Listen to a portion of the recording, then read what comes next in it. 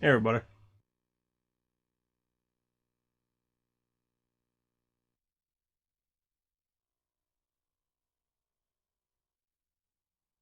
Code Veronica on Dreamcast.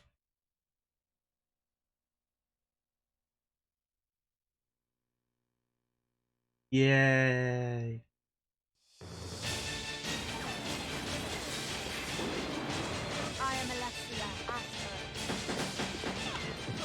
Yeah, so the intro in this is different to the original, to Code Veronica X. Like a lot of things.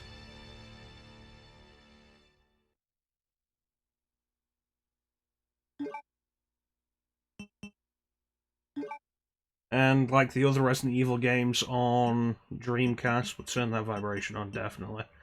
The buttons are swapped around, which is so fun. But hey, the VMU says Resident Evil Code Veronica, so that's something, right? You go, yeah, you can see that. That's something, right?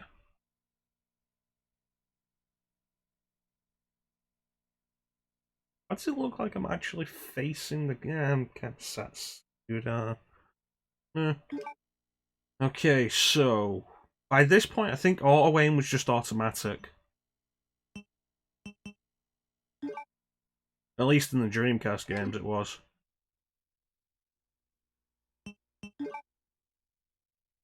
I have enough room on my VMU for this. I want to go and find another one. Yeah, looks right for the stream. That also looks right for the stream. Where?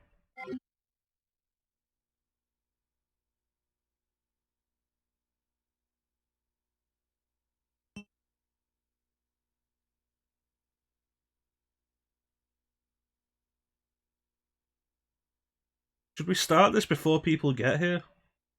There's a bunch of you guys have been wanting to see this game all the way through.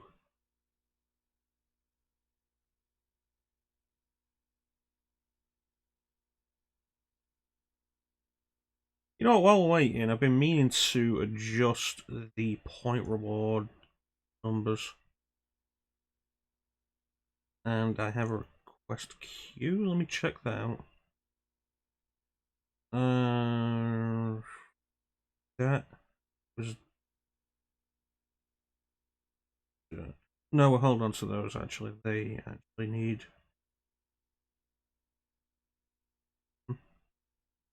Hey, Ninja. Let me see. Edit this down to, say, 1,000. That's fine. Edit this down to 10,000. Edit this down 50,000.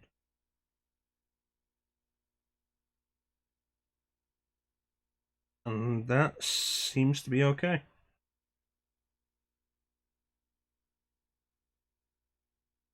Okay, so the new numbers. Sing a song is 1,000, pick a game is 10,000. The full playthrough of Mystic Quest is going to be 50,000. Although I have a feeling nobody's going to go for that. So...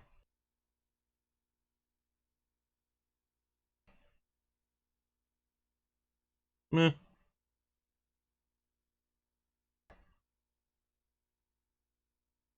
How you doing, Ninja? I feel like we could... I'm surprised this hasn't gone into any kind of demo screen yet. I feel like we don't really take much time to talk over the title screens in this stream. We're usually just all about jumping into the game. Is that camera blurry? The camera's blurry.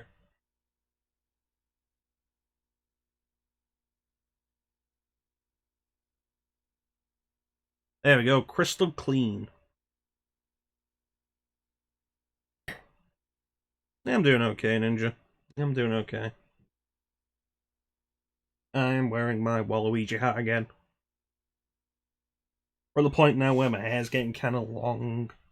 And it's not like actually long, but it's getting longer than I like it, which is still kind of really short now that I think about it. But my hair grows really thick anyway, so it's kind of an issue. And I don't like dealing with it.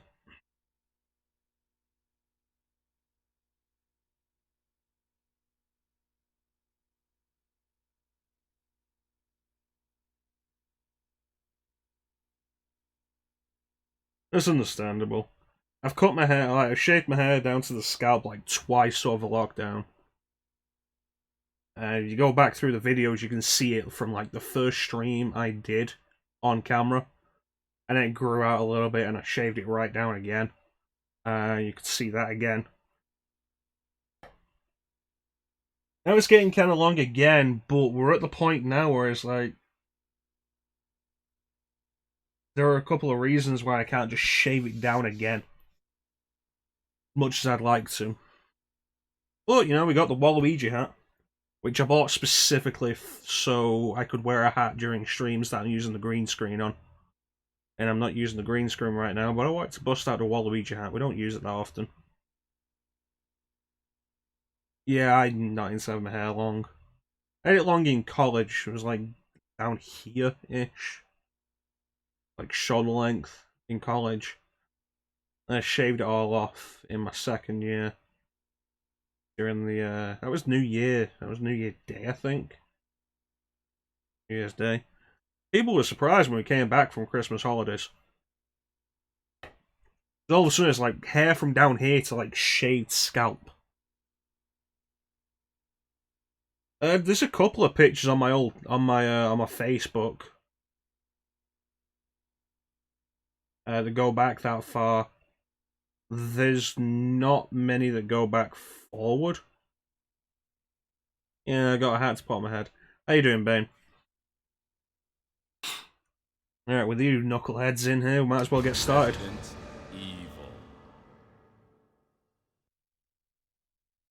So you guys know I'm going to complain a lot during this. But I also do like to try and balance my complaints with the positive. I don't like to hate something just for the sake of hating it. I want to point out the negatives, but also acknowledge the positives. What's been so fresh and clean? I like feeling clean. And a rookie police officer, Leon S. Kennedy, managed to escape from the city. I like feeling but their clean. ordeal was only a prelude to things to come.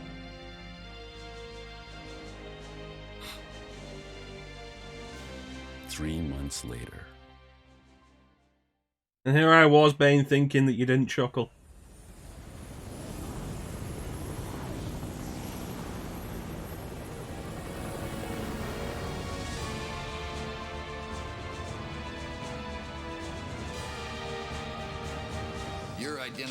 There's an interesting case if you play the HD version of this game on PS3, where these FMVs have frame rate issues.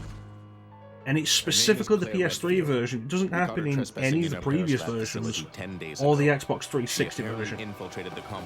Really weird. Chris Redfield, one of the surviving members of RPD's famous STARS teams. But these FMVs look fantastic. Like, you think just 2 years prior to this, they put out Resident Evil 2, and look at the jump in quality of these FMVs. Zari 2 looked great for the time, and then 2 years later there was this.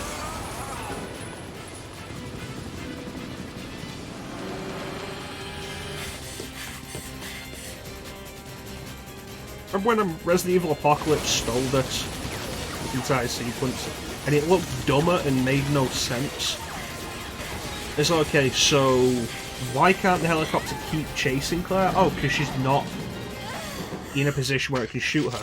Alice, meanwhile, in Apocalypse, runs through a ground level building and then dives from one windowed corridor into another corridor where the helicopter could still shoot her. But no, we can't continue the helicopter doing anything or even resolve that idea because you have to rip off the next part. Pretty much, yeah. I'll sit down and enjoy Apocalypse somewhat, mostly when Alice isn't in it. It's like, okay, so the first Resident Evil movie is enjoyable enough. The second one, Apocalypse, is bad, but it's got its moments and does some things fairly well. The rest of them are all so focused on Alice, and Apocalypse is as well. Nobody can do anything. Not while Alice is around, because Alice has to do stuff. Which you see most blatantly twice, when Jill does something, and it doesn't work, then Alice does the same thing, and it works. Yeah, but Apocalypse is also a case of Alice isn't there for, like, the first half hour. Which is pretty good. It lets other characters do stuff. Better written characters.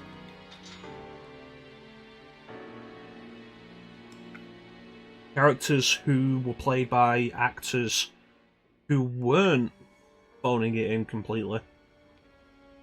I was thinking, as I was saying, like actors who could actually act. It's like, no, Mila Jovovich can act. She just chooses not to in the Resident Evil movies, it seems.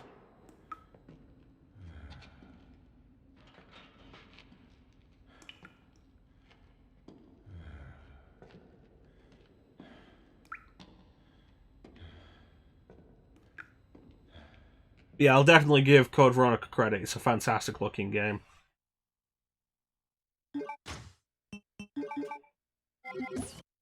And I especially like the graphics on these in-engine cutscenes, although these aren't the gameplay models. You can tell that most when you get a look at Claire's face close up in game. She doesn't look like this. This is a specific cutscene model, but these are still in-engine cutscenes, and they look great. Perfect. Go on. Get out of here. This place is finished. I don't know, it might have been a special forces team. But in any case, this prison's been taken over. Okay. Troops have been wiped out. And I've got to say, I also really like this design for Claire. We've got it on the screen right now with the stream, with her dual wielding, which I think is a dumb mechanic. What are you going to do? Don't worry about me. I mean, it's the idea of the mechanic isn't dumb; it's handled really dumbly. That's fair enough, Ninja.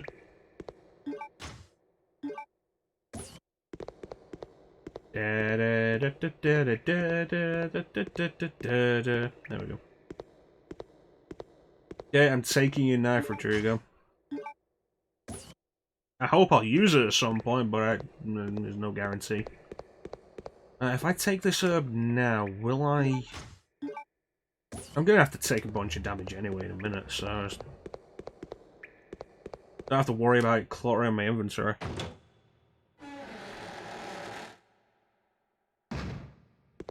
But yeah, we'll get to my complaints as we go.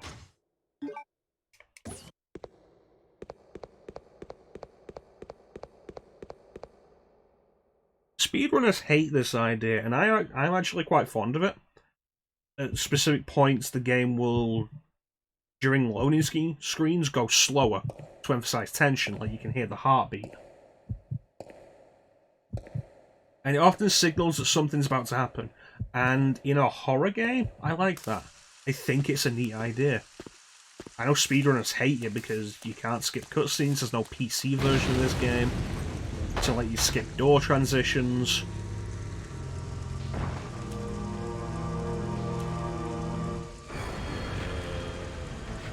But, atmosphere-wise, I think it's really nice.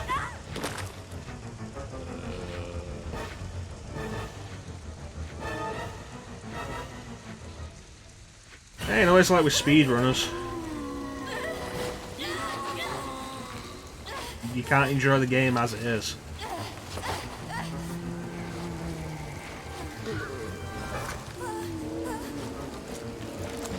Now, if you're watching this stream, you know I'm not really fond of Code Veronica, and you're going to see a bunch of mistakes, just because I make mistakes, and also I'm not practiced with Code Veronica.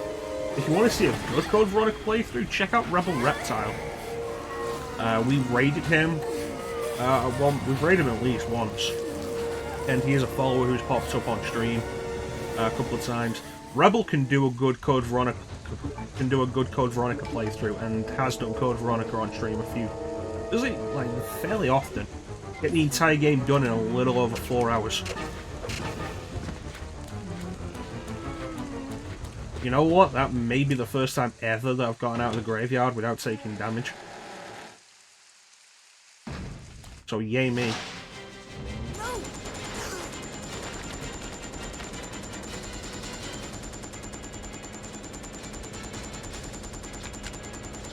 Should I not complain about Steve in this playthrough? Because we complain about him enough. Wait, don't shoot. Who are you? Huh? You're not a zombie. Well, great. Wait right there. I'm coming over.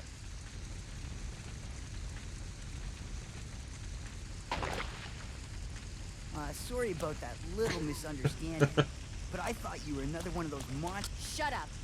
Make one wrong move and I'll shoot. Relax, beautiful. I said I was sorry. My name's Steve.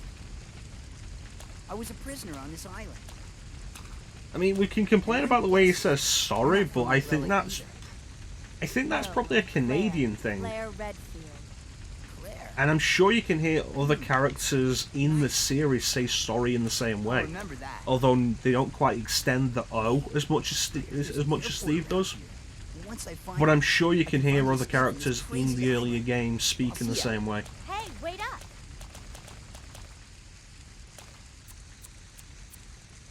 don't want you following me, lady. You'll only slow me down. He's a very bipolar character, which, in a horror situation, is never appreciated.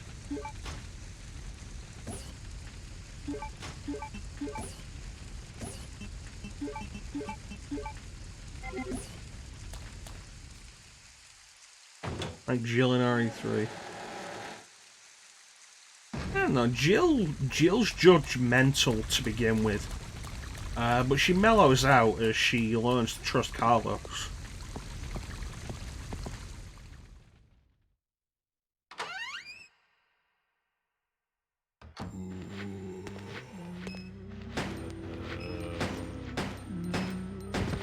Okay, so that's something I'd forgotten about Veronica.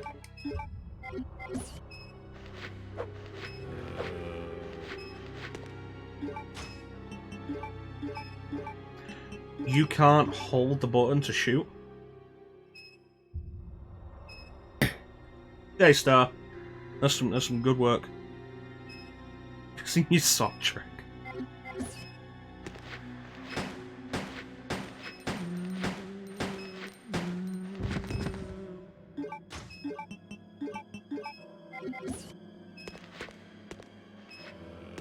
The camera is a real problem in this game.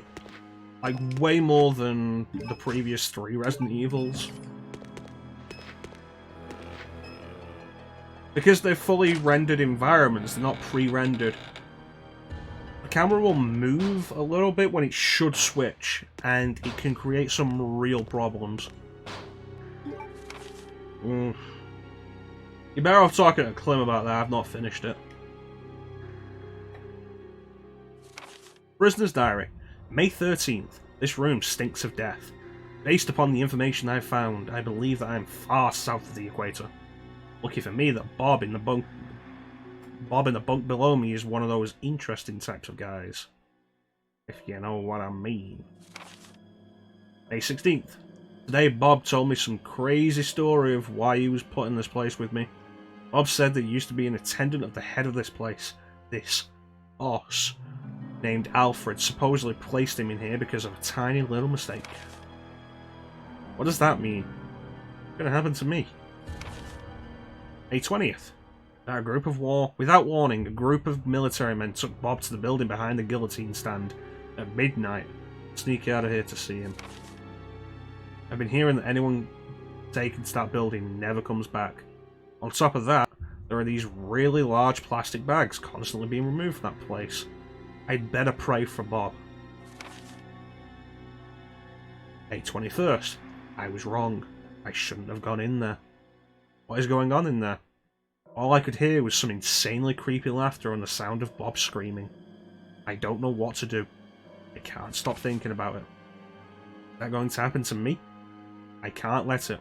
I just can't. May 27th. Since my last entry, all of my fellow inmates have been taken to that building. I know that I am next, because there's no one else.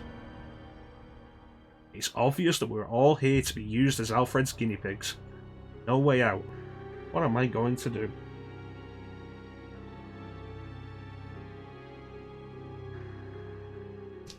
Happy little accident. Yeah, I've not beaten Parasite Eve. It's on my list of stuff.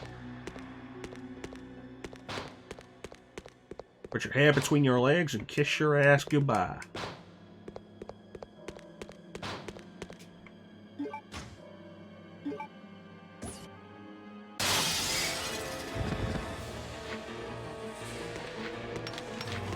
Yes, we want those.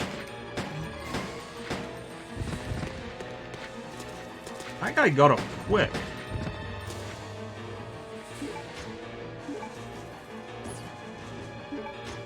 But I already had my last escape ninja. I'm not allowed another one. I said farewell to my life, to my home.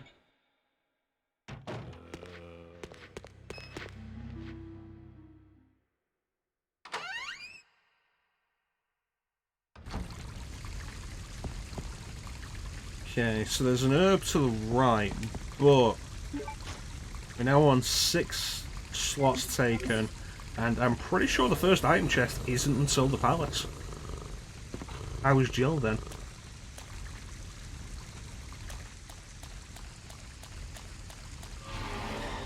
I had some wonderful tracts of land.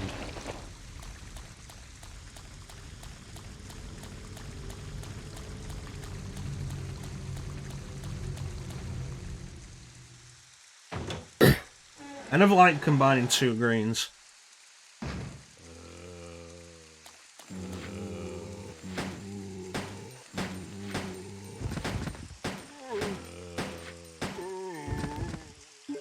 I always feel like it's something we could have done better.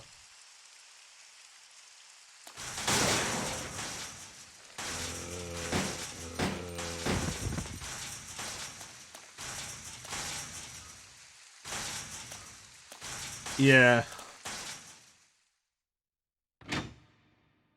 Yeah, I don't know why I'm doing it. Please deposit any metallic items you have in the security box. Probably will be dire situations. We've done pretty well so far, but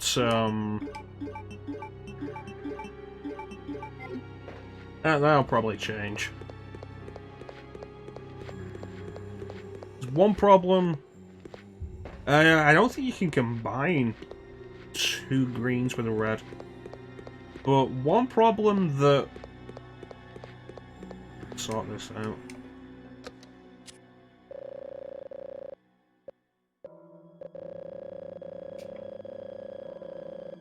One problem I think this game definitely has, it keeps the good weapons from you for way too long. Like, you're given the dual handguns, which are basically handguns. I don't know, Ninja. I do not. Like, you keep the dual handguns, which are just handguns. What are you doing here? And you also get... Is he Like, a we got the relative of yours or handgun and we get the something? bow You mean gun. my And brother? the bow gun is Ah. trash in this game.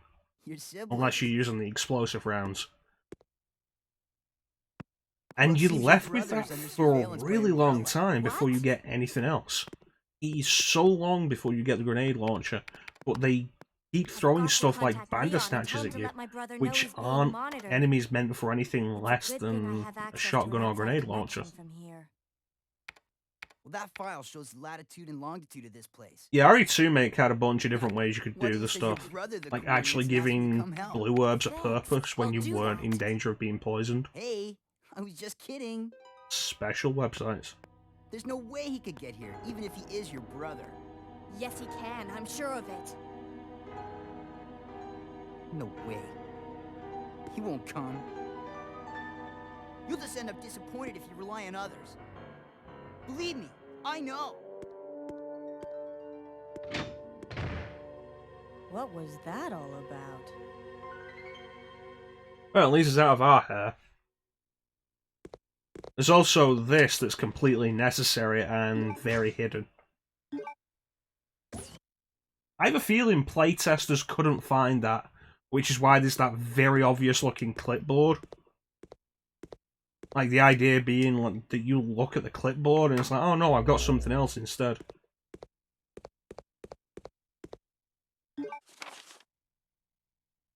Facts on the Facility Access application. Be sure to verify the content of the following Facility Access application form and add the applicant's name to the expected visitors list. Chief, Prison Guard Room, Paul Steiner. I hereby allow for access permission to Prison Area D. Details follow. Visitor's name, Carl Grisham. Purpose of entry, carrying in the following materials. 1. New product sample from Metal Industries Co. TG-01. 2. Various daily commodities ordered by the prison. Note: 1. Will use a transportation truck. 2. TG-01 sample will be stored in a designated briefcase.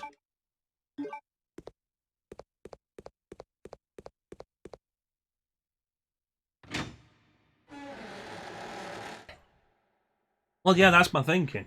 Like, they specifically have that clipboard there to make you think, oh, that's a file, I'll check that out. And it's actually not.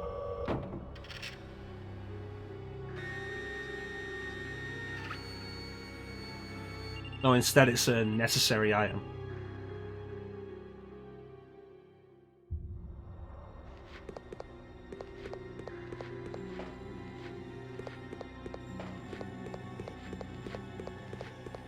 Okay, don't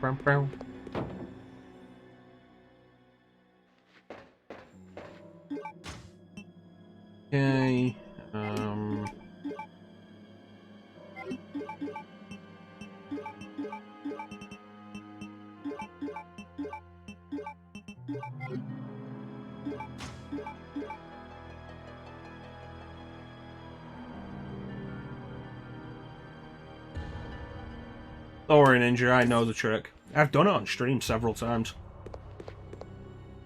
Every time we do Code Veronica, we always do it from the start for a little bit, and I always do that trick.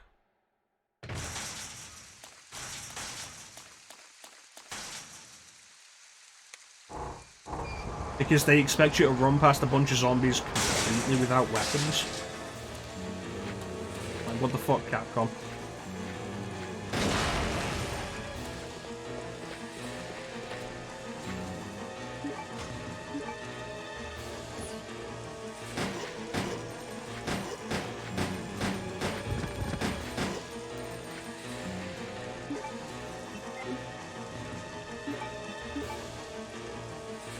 Yeah, alright.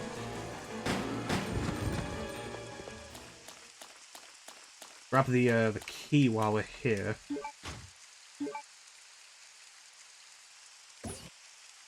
I'm not going to play by the rules as much as possible.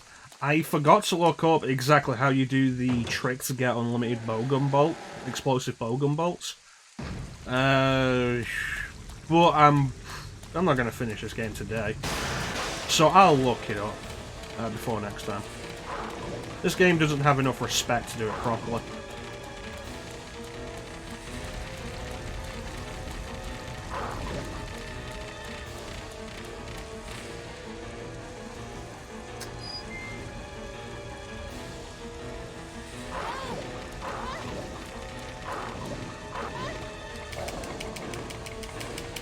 Bastards. Those dogs. Those dogs.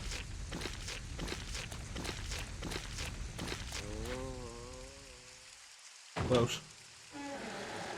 That's fair enough. But I do know there is a trick. I saw a speedrun do it. And I remember it sounding pretty simple.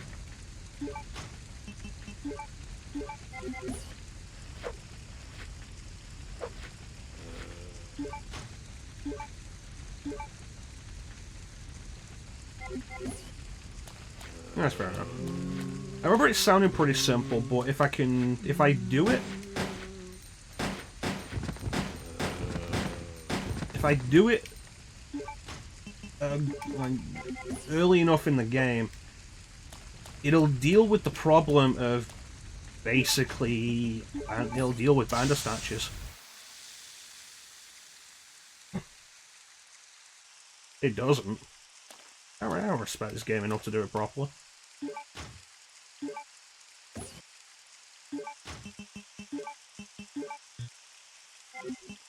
Hell, the only reason I'm doing it now is because you guys wanted it and I took the option to buy it with your channel points away.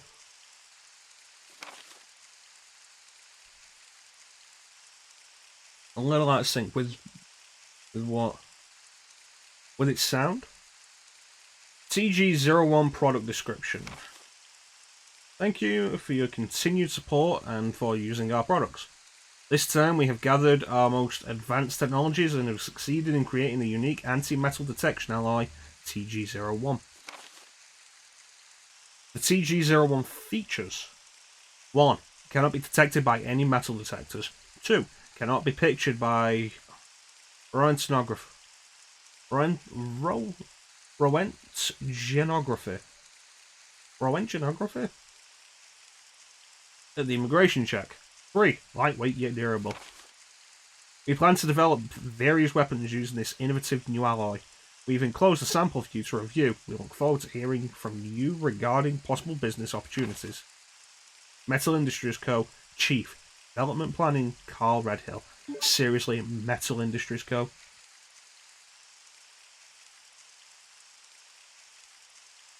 What's with all the positive?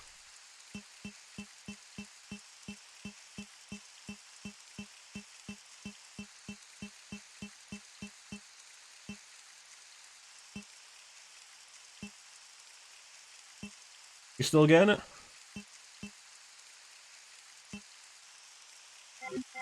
Alright.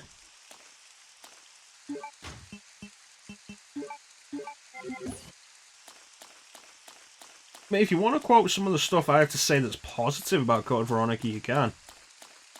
It's not going to be as funny.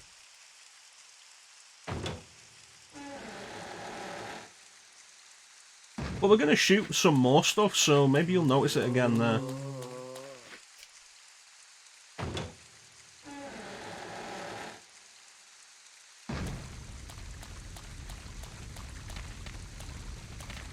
I think this entire opening section really exemplifies the problem with Code Veronica and its map design. Poison Hunters can in fact go fuck themselves. It's a bad idea. And I'm sure the entire reason they exist is because this game pulled up and just took away decapitation. There are no decapitations in this game.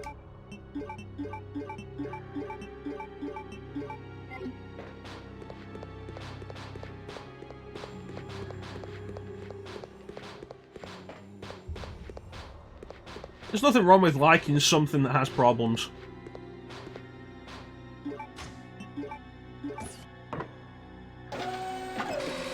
And I'm not going to disparage you for liking it.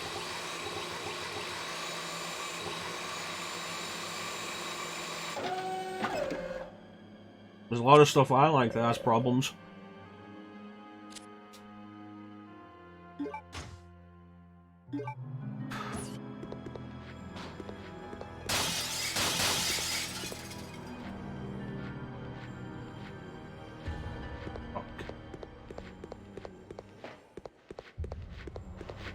I forgot to close the shutters before I did it. I was going to do it after.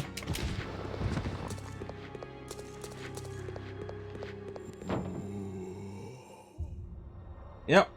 I forgot the zombies break in when you do the thing. Because in my head it was like, they'll break in when I go back. Which... no.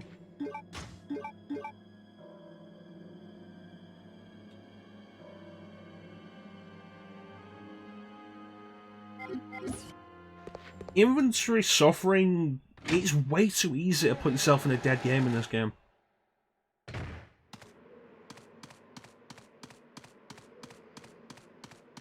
There are too many points where a simple wrong decision can screw you over for no good reason. Which is just bad design.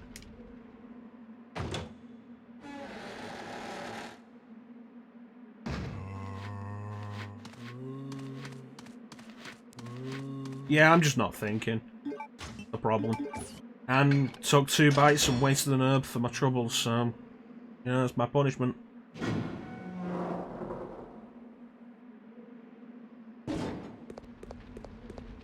Alright.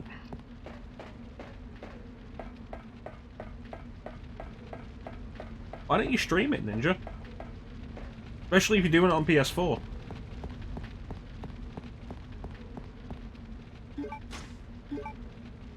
But there's a bunch of this that has problems, just basic design-wise, that it really surprises me that Code Veronica X didn't fix.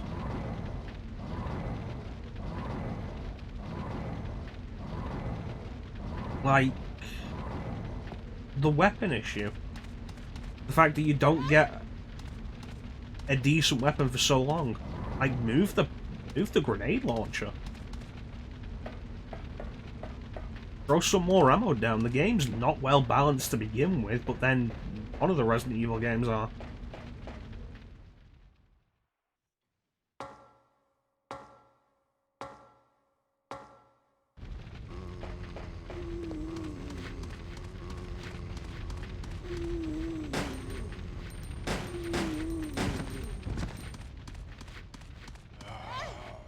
Also, this draw distance is stupid.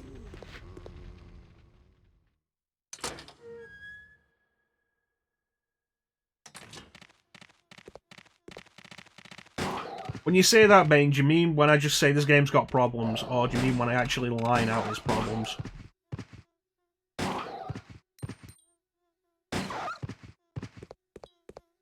Those dogs died pretty fast.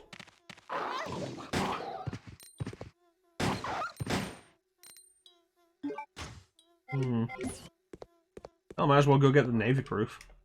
Is it Navy? It is Navy proof, yeah. Oh.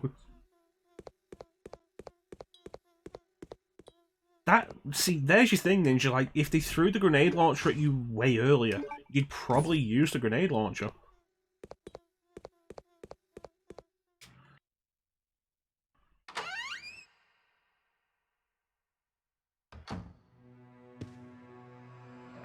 That's fair enough.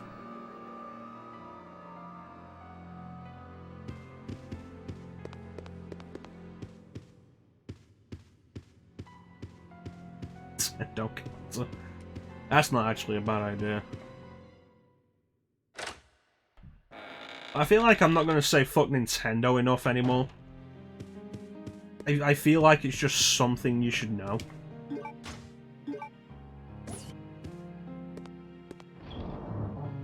Yeah. It's like if they threw...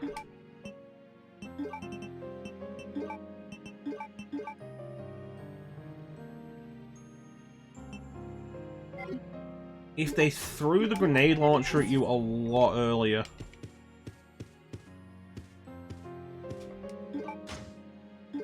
so that you could deal with Bandersnatches with it a lot simpler, that would deal with one of my biggest complaints in the game.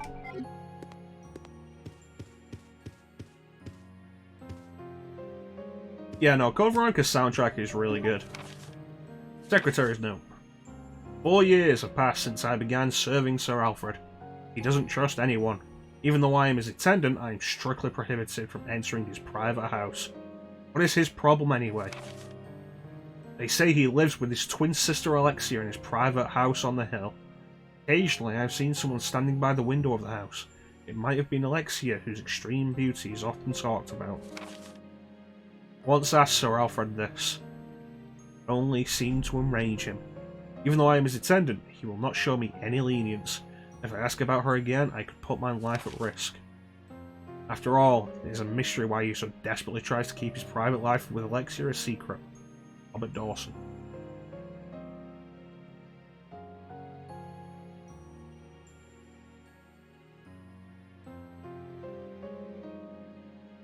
Yeah, no, I'm going to agree with Ninja with that. Like, okay, so you want to make the first one a challenge? Sure. But they throw so many of them at you after that. And you are never well equipped to deal with them until you get the grenade launcher. Compare that with, like, the Hunters in RE1. The Lickers in RE2. The Lickers in RE2 are a really good way of talking about that. Because you meet the first one and you've not got a good way of dealing with it. And then you get the shotgun. Or the grenade launcher as Claire. So you come back and you've got a way to deal with it.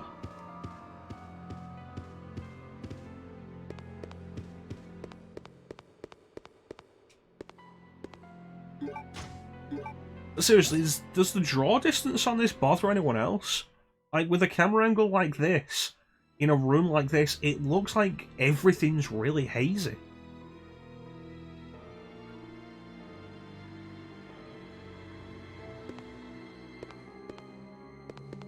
No, I generally use the bowgun bolts, or the explosive bowgun on Tyrant.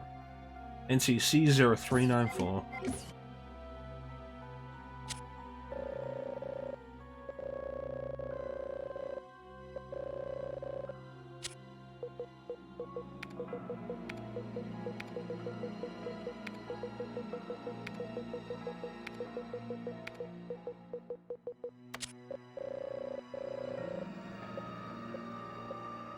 The BOW gas rounds are really good for Tyrant.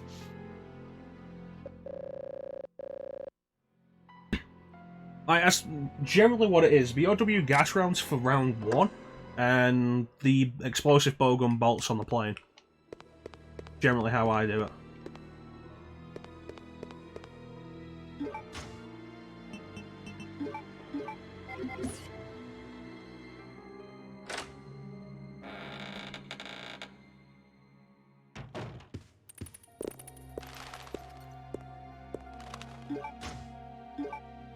Handgun bullets. Case. Grab this now while we've got the lighter. You know, there's something a little liberating in not trying to do a Resident Evil game fast.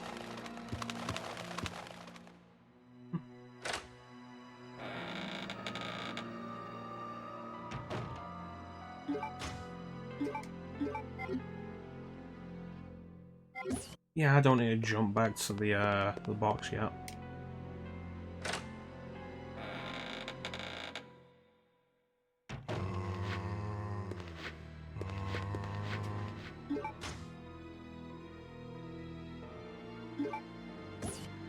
It's fair enough, as long as you got something to deal with Alexia.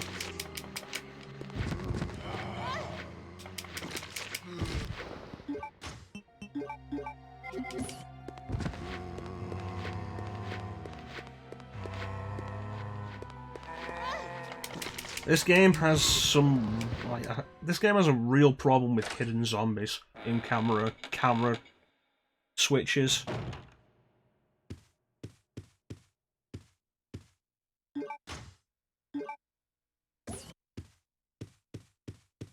When it gets to Alexia at the end, it's like, what, one magnum shot for first form? It's less than a full magnum clip for lobby Alexia. It's one magnum shot for Alexia first form second fight. That's fair enough. The big concern really is just if she grabs you, instant death, and you generally don't want to mess around with that.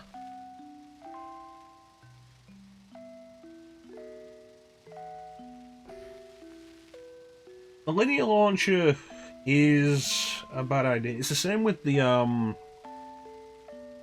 sniper rifle when fighting Nosferatu, but at least you can see Alexia.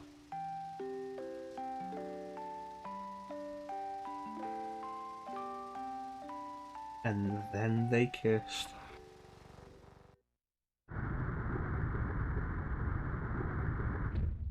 Six rounds of Magnum. Yeah.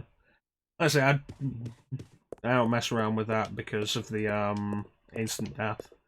It's like with Dr. Salvador in RE4. Doesn't matter how late into the game it is, I'm never going to mess around with him because he'll cut my head off.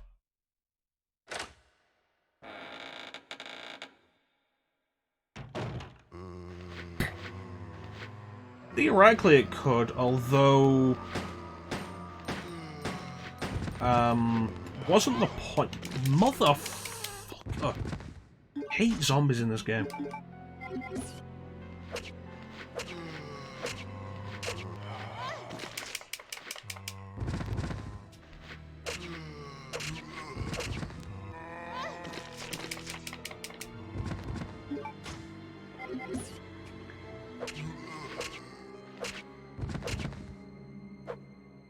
Wasn't the point of the linear launcher that Alexander created it?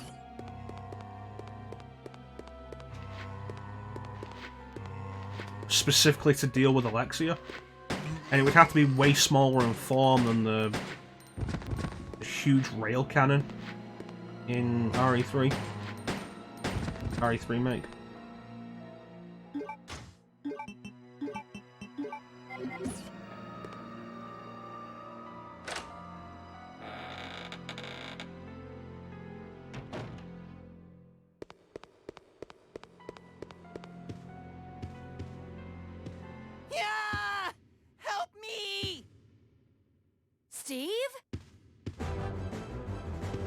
But they shouldn't remake RE4. RE4 is a fine game. You can argue the original games, the mechanics have aged poorly because tank controls and stuff. Whatever. RE4 has aged fine.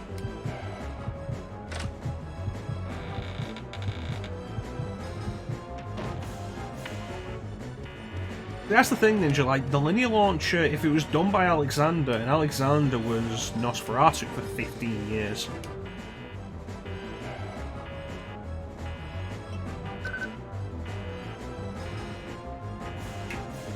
So it wouldn't be able to make sense that way.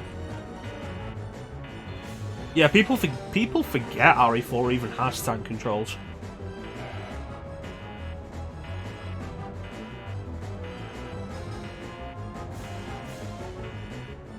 Yeah, but Nemesis being tied into the Plagas is stupid.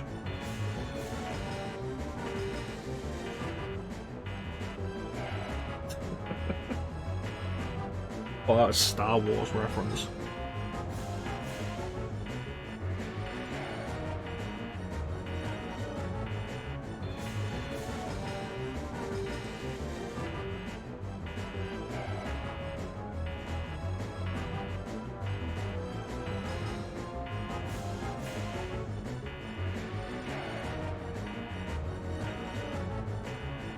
Yeah, we come back to this, like, people who don't see this, and then they come into the stream, and we get to the end, and it's like, Mecha, why is your playthrough like 15 hours long?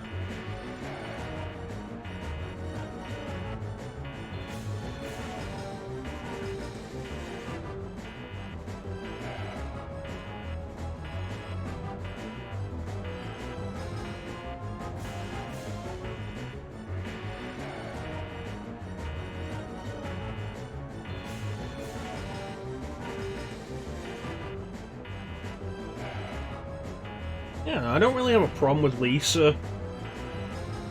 But then again, like, the G-Virus and the NE Alpha Parasite were all Umbrella anyway. I don't see the point in mixing up RE4 with the rest of the series. Especially when it was deliberately done to take the series away from that. People can have the problems with RE4 being fairly separate from the rest of the series. But it was a deliberate decision, and changing that is dumb.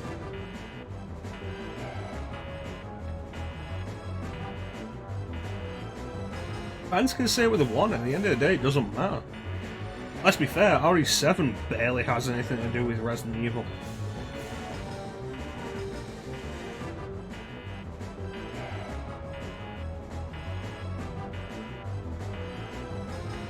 You know, I don't remember that. And we did Darkside Chronicles not that long ago.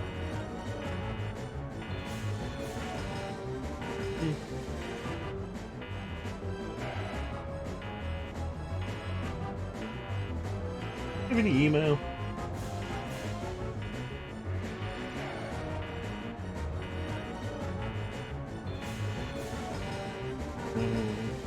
Okay.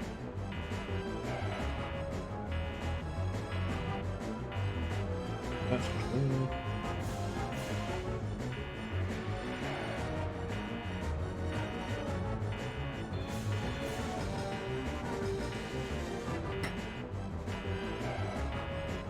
Yeah, generally I think RE4 being separate from the rest of the series isn't really a bad thing. RE5 justifies its existence as a Resident Evil game by bringing the Plagas into Wesker's plot, which is fine.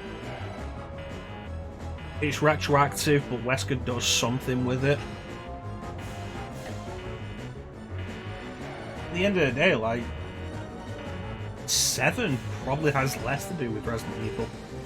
Oh, Chris comes in at the end, yeah, but if you're going to argue that, Leon was in RE4 and so was Ada.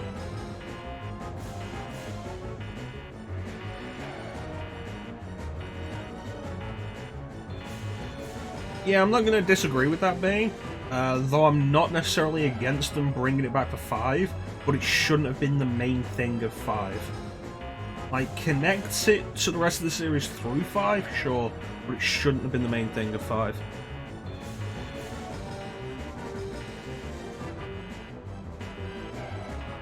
you know, RE7 does have stuff like the HCF stuff in the files, and Not Heroes are the whole Blue Umbrella thing. But, like I say though, you can argue the Not Hero stuff is basically the separate ways of RE7, an attempt to try and connect it more with the rest of the series and hint that something more is going on for a sequel hook. But at the end of the day, it doesn't really matter for the game.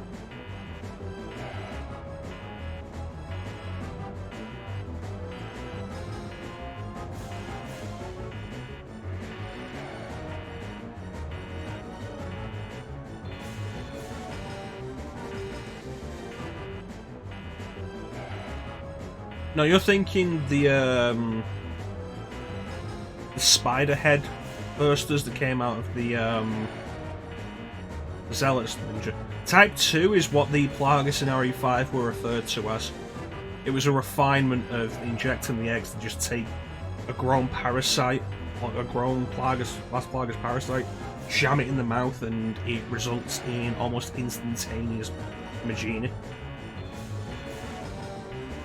It's explained in one of the files in RE5 that they weren't happy with how long it takes for an injected egg to actually take over.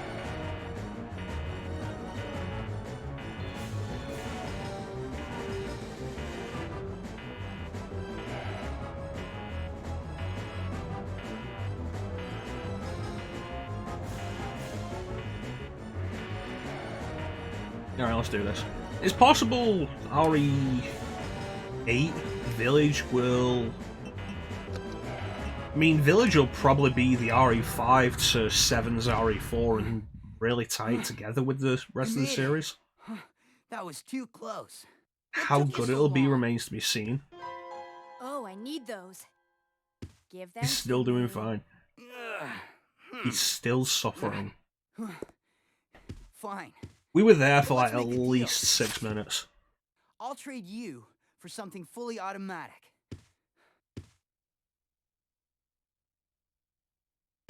I'll see you around, Claire. Adios. Hey, wait, Steve! Stuff like this is one of my biggest complaints with Steve. The fact that the game time is extended by hours, like at least twice, because of his selfish actions. Like once, and then he gets over it and never does it again, sure. He does it twice.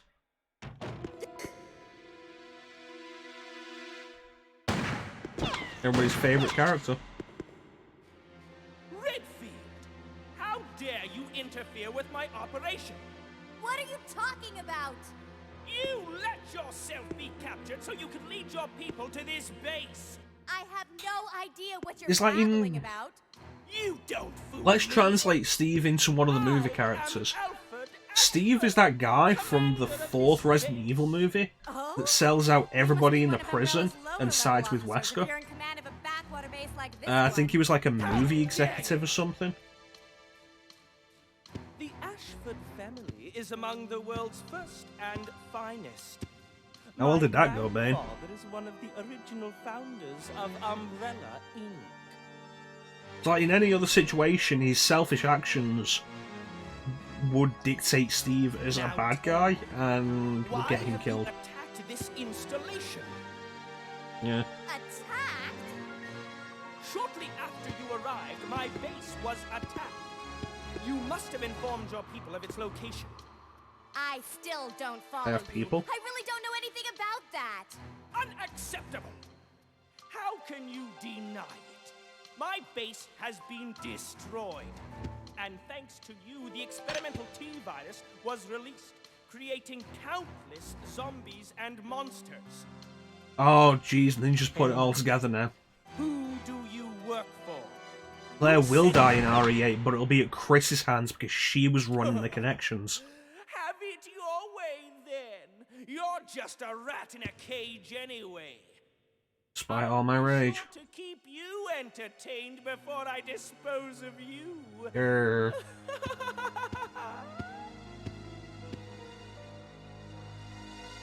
Alright, I got shit to dump. And I should have a herb. Despite all my rage, I'm still just Nicolas Cage.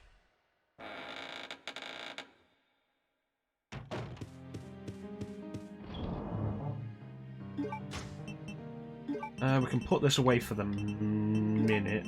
That can go. And we'll grab the herb. And let's go.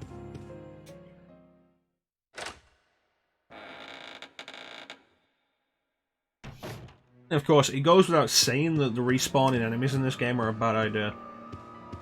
And you can argue that RE3 respawned enemies at particular intervals, like repopulated areas with fresh enemies at specific intervals. RE3 was also way more generous with its weapons and ammo. RE3 knew what it was doing.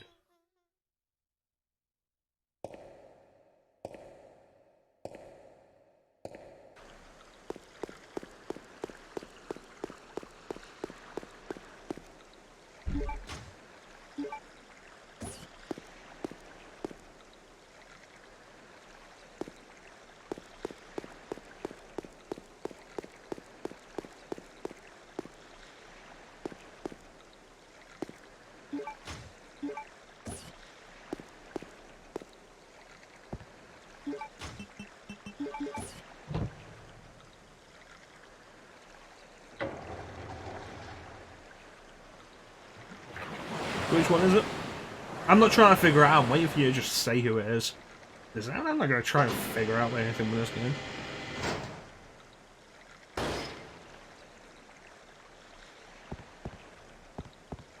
RE3's easy mode is like one of the clearest cases of we don't know how to balance this game for difficulty. I'm convinced, with the exception of the higher ammo pick, like the higher ammo drops, and the infinite ink ribbons, I'm convinced the difficulty of actually taking out monsters in RE3's easy mode is the same.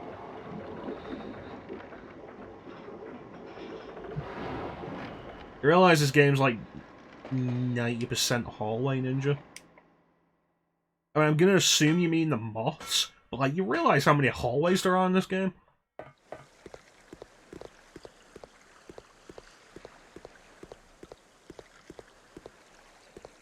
Yeah.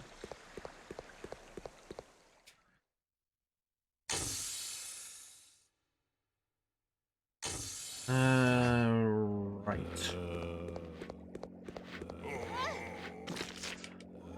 The lunge. God fucking damn.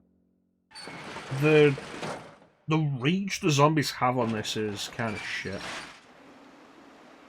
Not happy with that.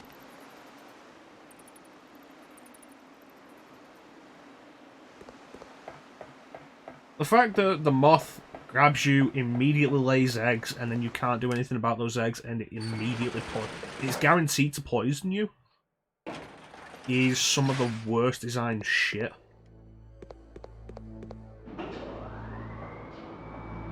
Oh, always the real enemy. Anything over here? No. Alright.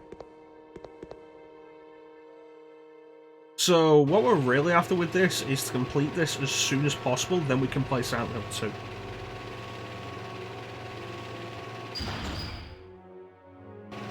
So why does operating this crane operate like a crane game?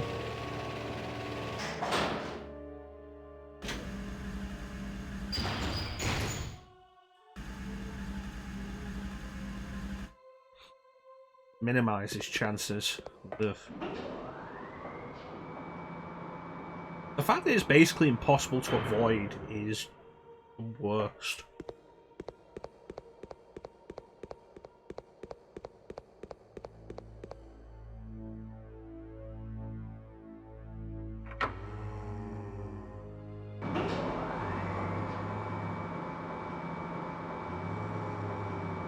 Ugh.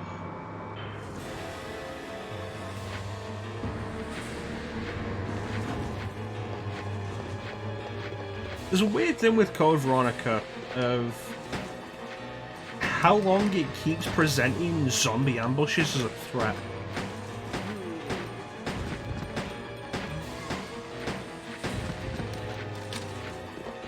And it's particularly funny because it gets to the point where you're playing as Chris, and the game expects you to have killed the giant spider by now, and have dealt with plenty of hunters. And then it has like 3 occasions in the Antarctic base where it throws zombie ambushes at you, like, zombie ambushes. It's really weird. You know, if we can get past this guy.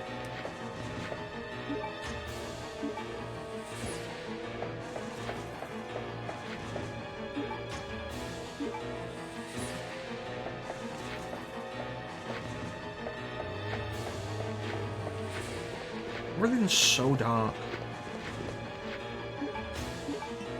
And I'm convinced it's just because of far distance fog.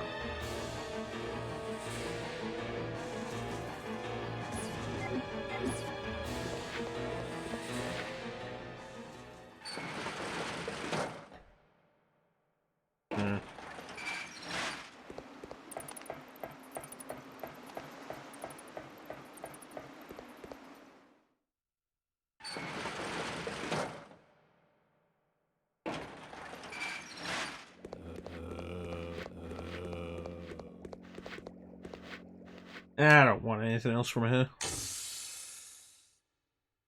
Like, there's stuff to like about Code Veronica, but there is a lot wrong with it, and like I've said before, I still think it's probably a better game than Zero.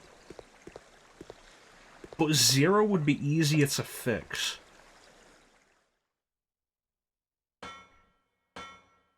The issue there is, like, the main thing you're fixing is Zero's gameplay problems. It's still going to be a really boring game.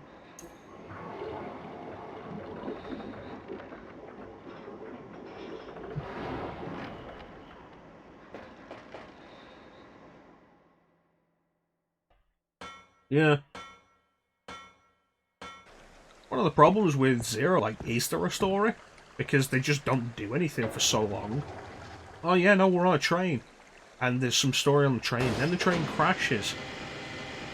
And nothing happens for the rest of the game until all of a sudden, yeah, no, you're confronting the Queen Leech.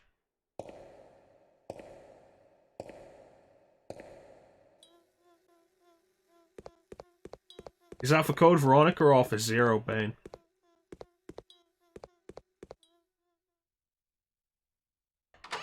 Oh no, it's not that, Ninja. Like, we're never gonna undermine how dumb the whole singing thing is. You know what? No, actually, let me keep this. We're never gonna undermine how dumb the singing is, but the main villain spends most of the game looking at the main characters on a monitor and saying how he's gonna deal with them. It's like, oh, Rebecca and Billy have just spent 2 hours doing something. Let's see what Marcus is doing. Ooh, those pesky kids.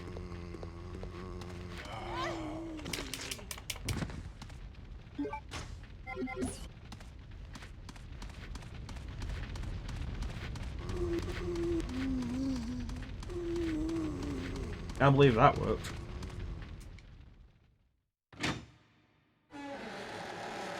Yeah, Birkin's face with his not quite mustache.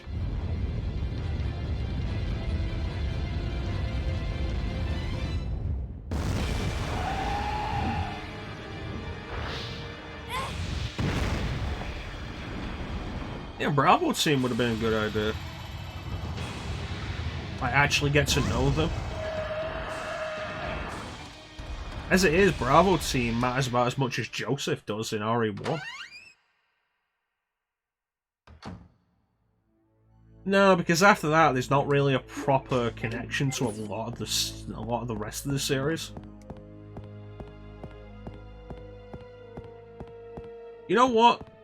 I'll disagree with you on that, Bane. Rebecca's fine as the main character, but Enrico would have made more sense over Billy.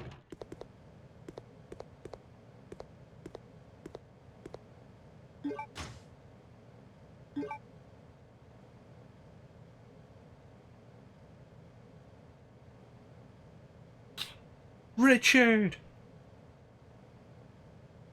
Yeah, one from Bravo team. Also, why isn't the game co-op? Memo on the pass number. The emergency door lock system in the biology experiment room can be released with the 4-digit pass number. Hope you haven't forgotten about that already. I just received an order from the system administrator requesting us to change the password periodically. What bothers me is that you often lose important memos, pass numbers, or even chemicals. I don't know why we still hire you. You're terrible, and this is not the situation for it. So in an attempt to solve that problem, I came up with an idea. We're not going to fire you. You know the red human skeleton picture at the back of the biology experiment room? I decided to use the number signed on the picture as the passcode. If you happen to lose the memo, just look at the picture. Well, I don't think you would ever need to use the emergency pass number anyway, but just in case, now you know. Take it easy, Mr. Careless.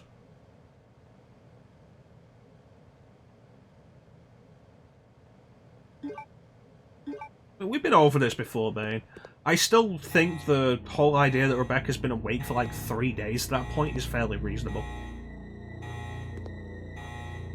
I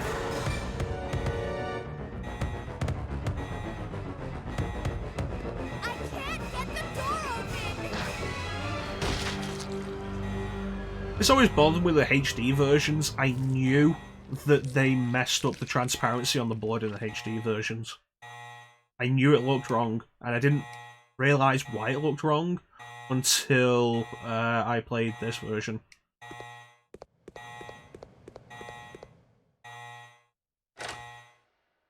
Because I'm going to play Code Veronica X, why would I go back to the PS2 or GameCube versions? Contamination detected. Level 3. Emergency shutters will close. All personnel evacuate immediately. I still think it's fairly reasonable, Bane. That was close. Plus, Remake does better with her than the original did.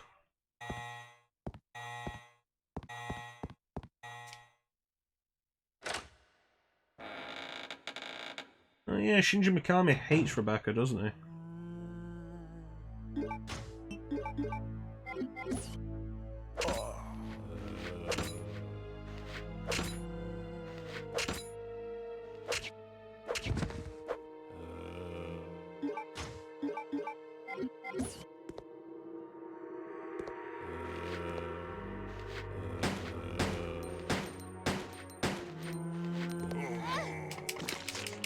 See, this is the problem with not having the pre-rendered backgrounds. The whole thing of the camera moving is more problematic than just swapping angles. We're actually seeing what's in a room.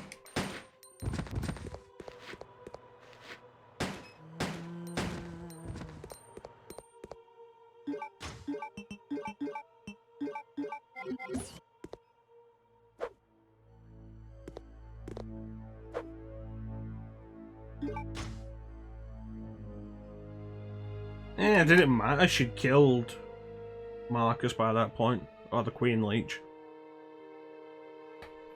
He does hate Rebecca, that's interesting.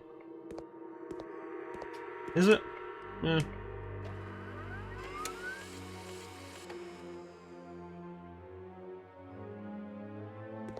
To be fair, he may just hate RE1 Rebecca. It may not have a problem with, like, Remake Rebecca.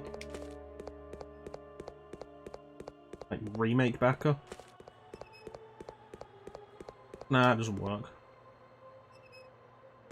Special key.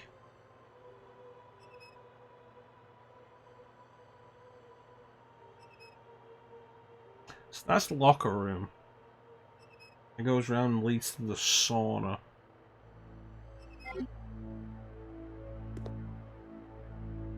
Oh, that is interesting. I suppose that makes sense. I mean, the characters are all young anyway, for what they're supposed to be. Like, Chris is ex-Air Force, Jill is ex-Delta Force. But they're in, like, their early 20s. But Rebecca is pretty excessive at 18. Yeah, it's got to be a Japanese thing.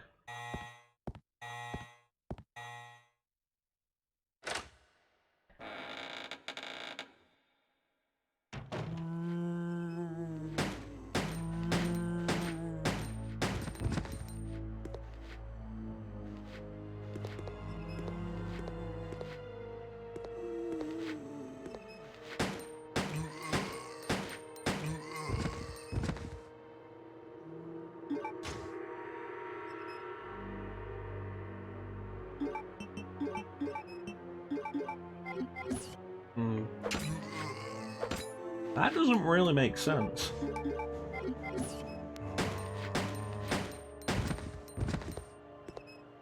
Oh, hey, you know, his character who appeared in the original, let's kill him in a prequel.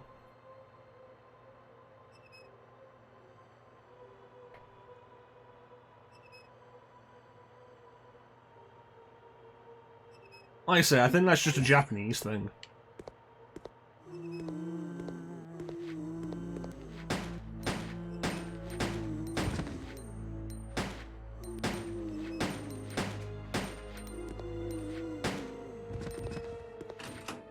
And they have a thing about age in Japanese media. It seems to be really uncommon to have a main character who isn't a teenager or a pretty young adult.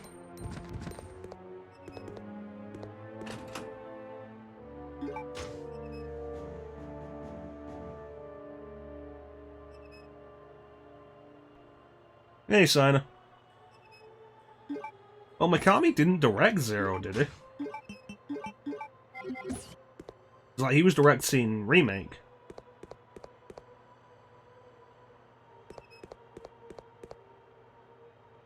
Yeah. Yeah, we're playing Code Veronica because people wanted me to play Code Veronica. We're also complaining about Code Veronica because I don't like Code Veronica. Stop giving me bowgun arrows, they're garbage. How you doing?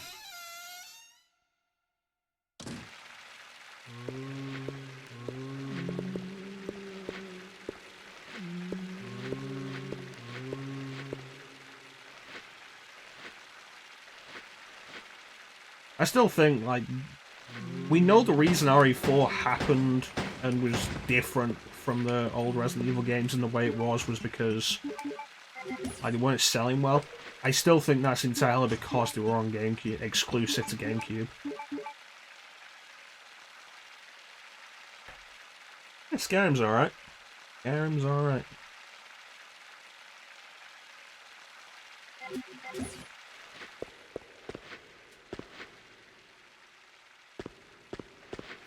A lot of hot air in the sauna.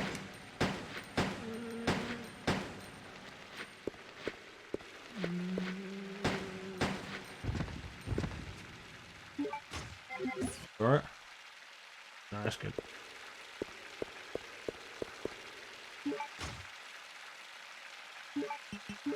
Yeah, when Remake came out on PS on digital, like it was the highest selling digital game ever on PSN.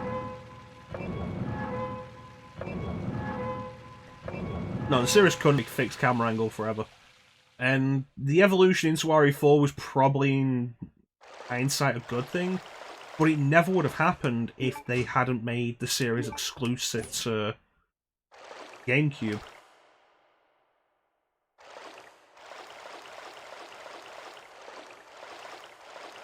A selling game of the month. I say I think it had the best digital debut of any digital game.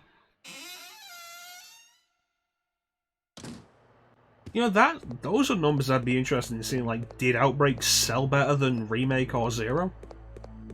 I'd be curious to see those numbers.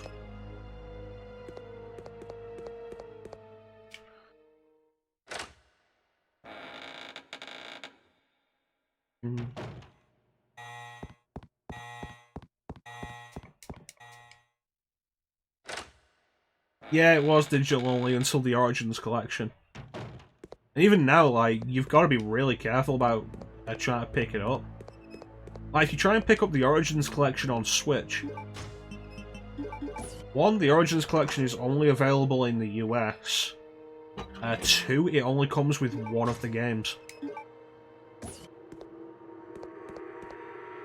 Wait a minute. There we go.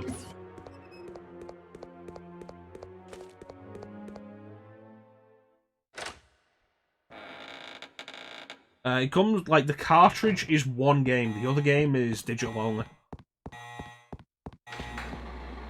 Which they've done for a bunch of games on Switch. Like, you buy Final Fantasy X 10-2 HD Remaster on Switch, and the cartridge has 10 only, 10-2 is DLC.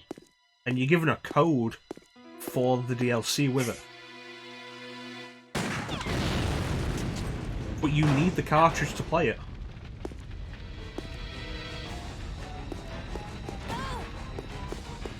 I wasn't paying attention when the cutscene started. When the cutscene ended.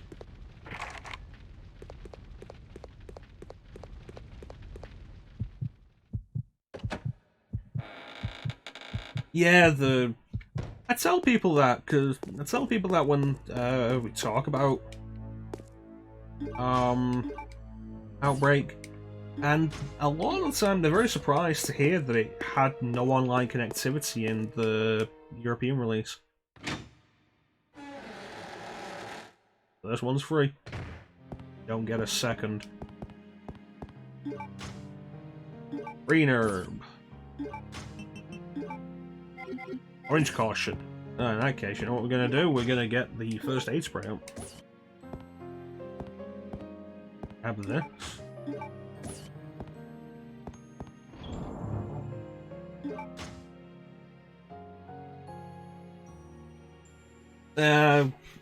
To be fair, Ninja, by this point we're used to getting shafted in releases.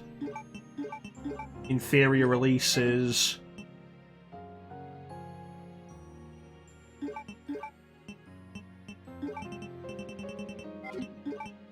Not getting releases at all.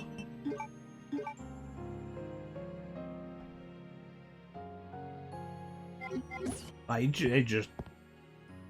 regular.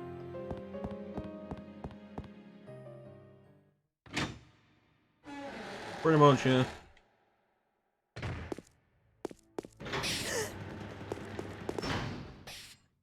Rebel Reptile, who we mentioned earlier, regularly plays Outbreak and online with a bunch of other people. I have prepared just for you. Please try it. Yeah, the AI was always worthless in and do Outbreak. not disappoint me by dying too soon. I so want to enjoy this.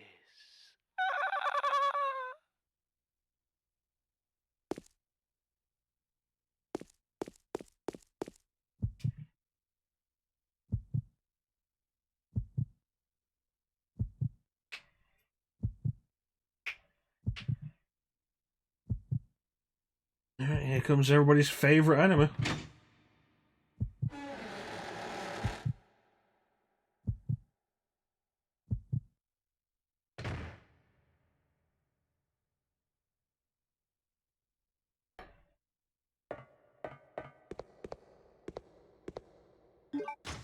Just pull out everybody's favourite weapon.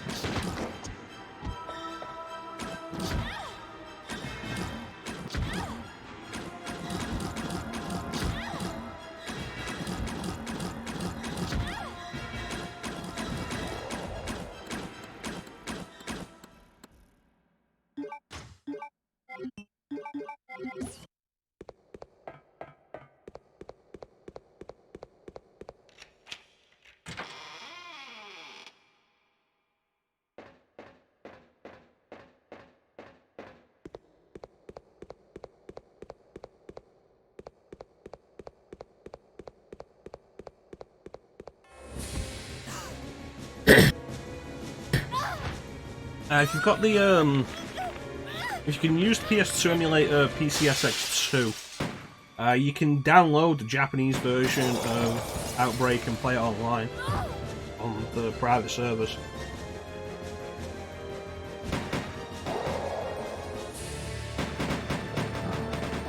It has to be the Japanese version, but at this point, I've actually seen copies of the Japanese version fully fan translated, so you can play them online in English. Don't worry, Claire. Your knight in shining armor is here.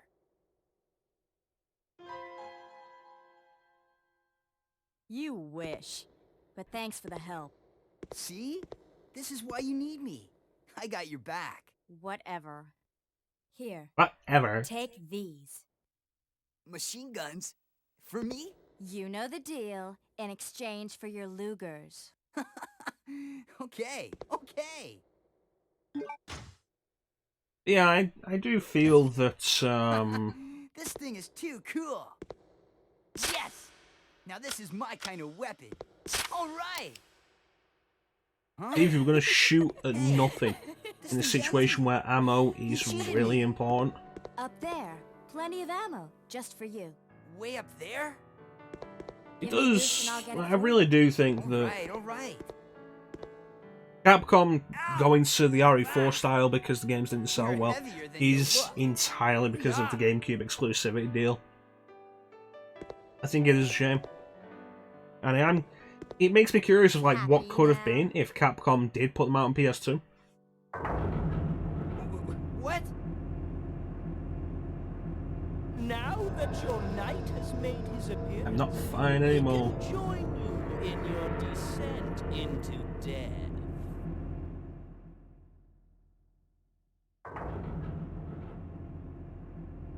I also have the thought that Okay, like let's do it. Wait here, Claire. if Capcom like RE4 came out in January of Time to 2005 test out my on new GameCube. toy. Capcom, before it came out, had announced that in November 2005 it would be on PS2. And I feel like if they had waited...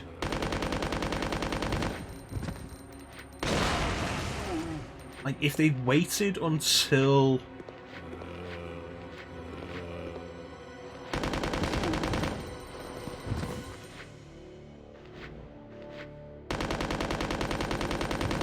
say May. If they'd waited until like May 2005 to announce it was going to be in PS2, I think people would have bought GameCubes for RE4.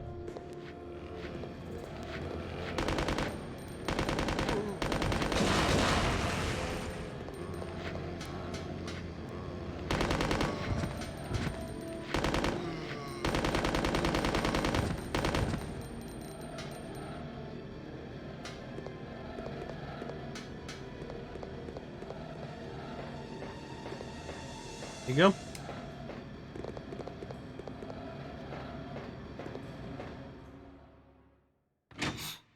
Yeah, I don't think Remake would have been broad enough in its appeal to convince everybody to do that. But I think RE4 would have been. It was dirty work, but this area is. Now, it's not just about how good the game is, like how broad is its appeal. See? You can depend on me. You see? This thing is a lot more reliable than any person. Then people?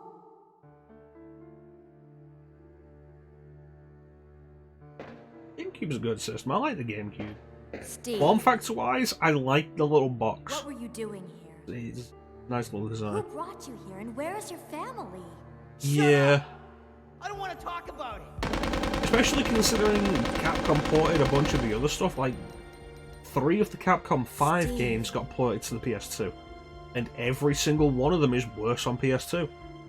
Never Capcom mind. clearly didn't care whether the Let's get PS2 would be as good at handling the stuff as the GameCube, they just wanted the more money for it. It would have sold well.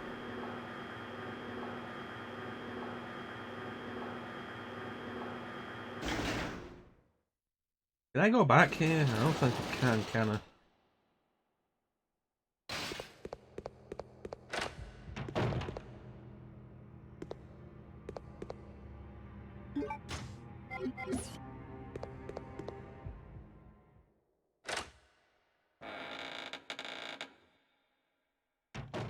Yeah, it's understandable. Everybody does it. But, like, my real thought is, like, with Capcom putting RE4, Beautiful Joe, and Killer 7 on PS2, all of which are worse on PS2.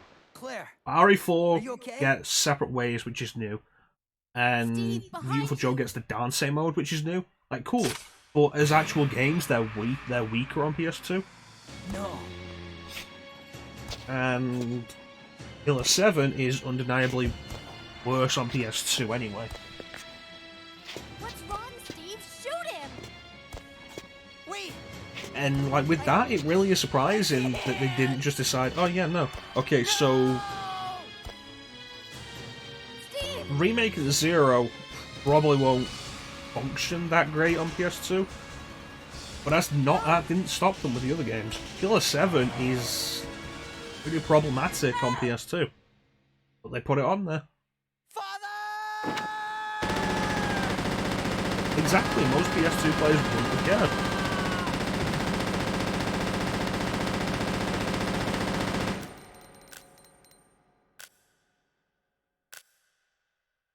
People would have bought it. Steve. Some of the decisions Capcom made around that time are just weird. Like, the Resident Evil GameCube exclusivity was kind of weird. Dino Crisis 3 on Xbox was weird. Father! Father!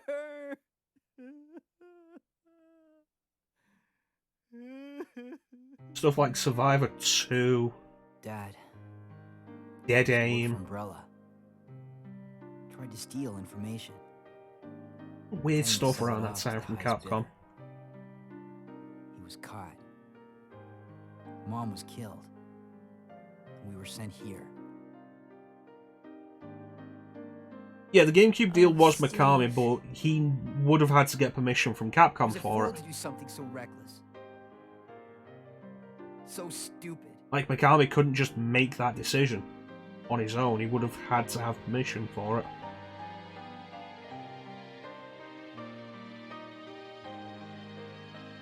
It's okay now. Just rest. He wanted the money.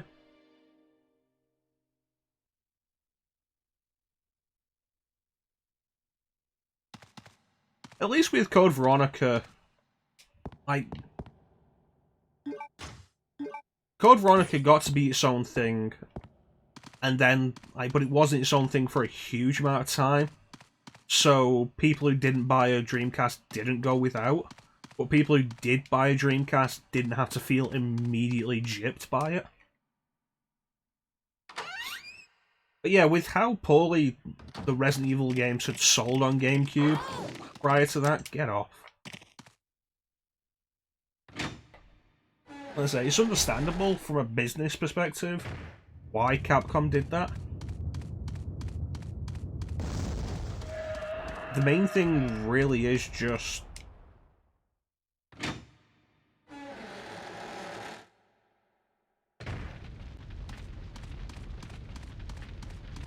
the timing of it was terrible.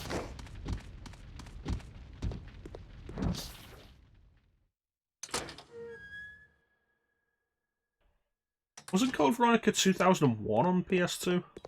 Because this was 2000.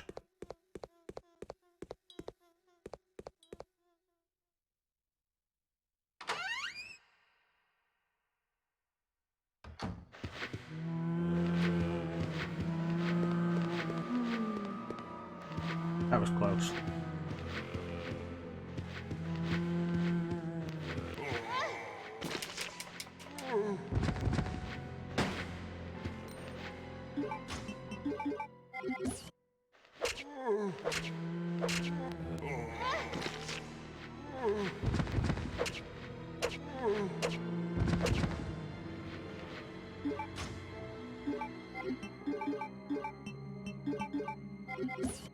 Never saw the point in them populating this area with zombies other than as a fuck you.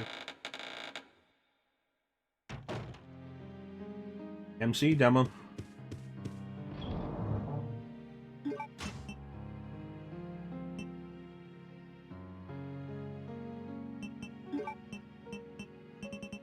Like, bundling it with the Devil May Cry demo was a stroke of genius. It's like, here's this game you wanted, also here's a free demo. It's like the opposite of what Konami did with the Metal Gear Solid 2 demo.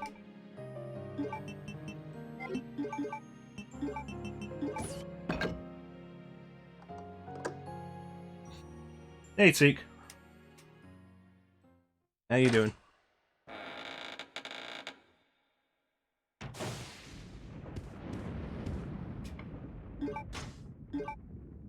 Yeah, like, okay, so here's Code Veronica. We know you like Resident Evil. Here's a demo of another game.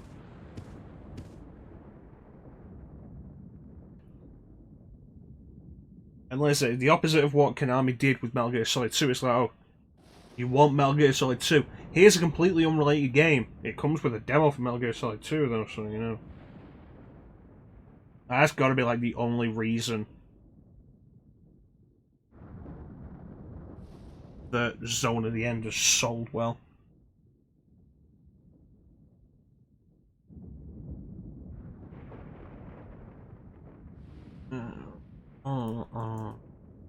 Yep.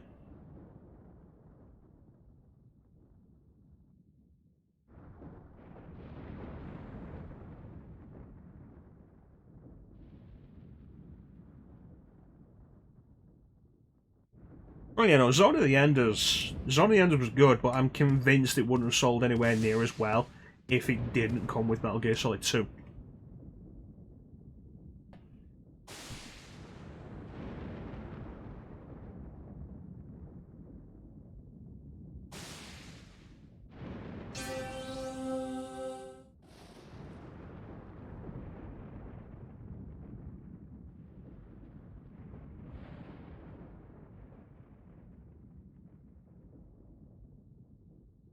You know, at some point we should probably do a Devil May Cry 2 playthrough.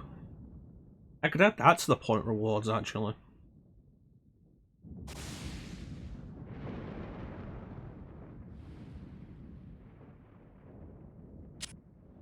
Yep, top tier mark him. It was a good idea.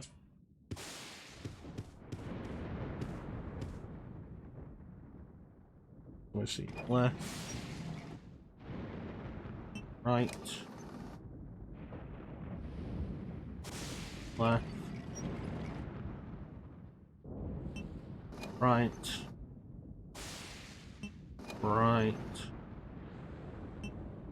Right.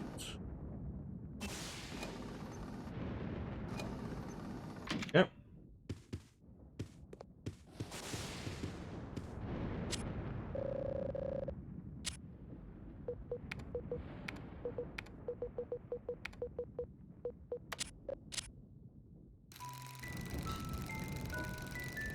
Yeah. It's like, I think about any other time that kind of thing's been done.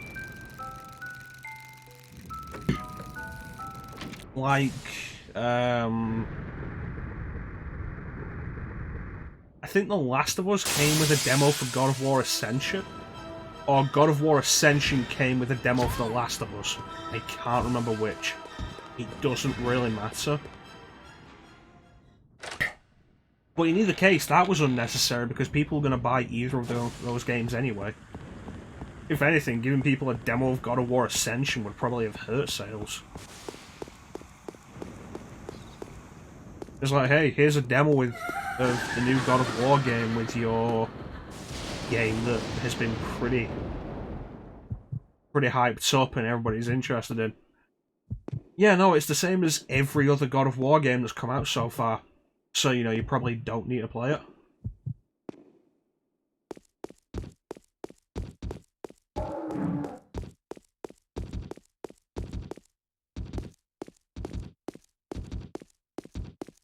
Spyro had the hidden Crash 3 demo, Crash 3 had the hidden Spyro demo, Spyro 3 had the Crash Bash demo.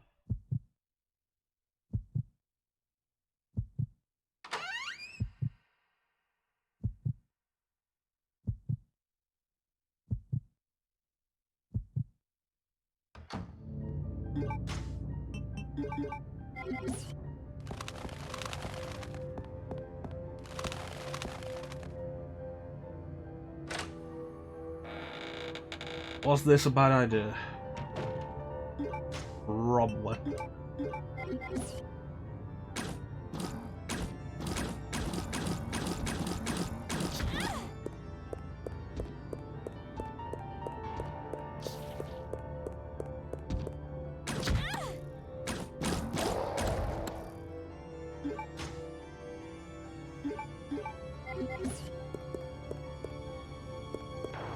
Convenient that one pops up while I'm wearing the hat. I can't see shit in this.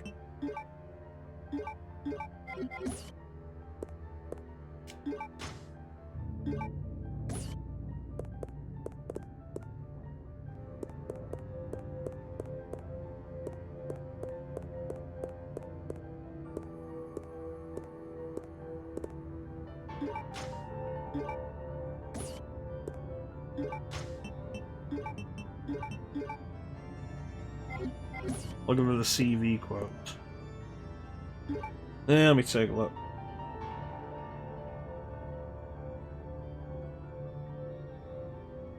Hmm.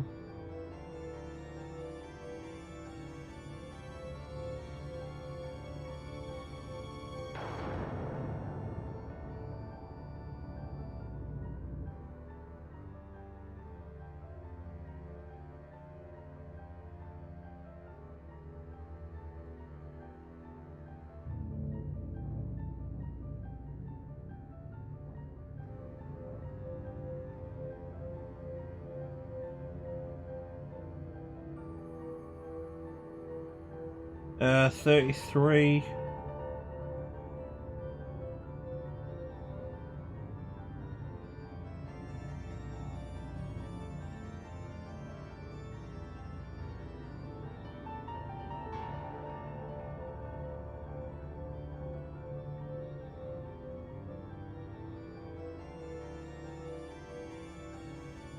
I'm not sure there is another one. Isn't those count about?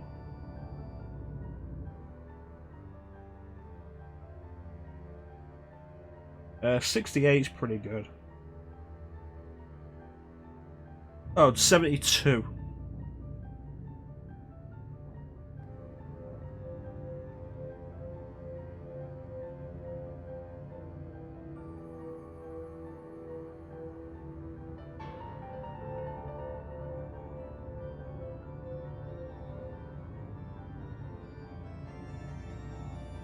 Yeah, that's it. 72.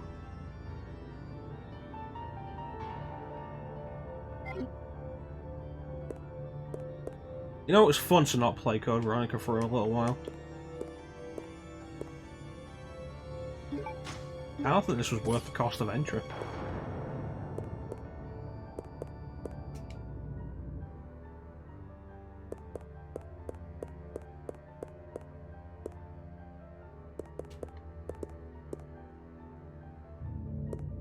Hmm.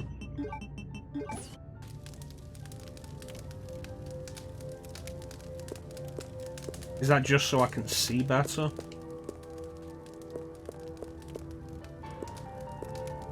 Yeah, I found the bullet stick.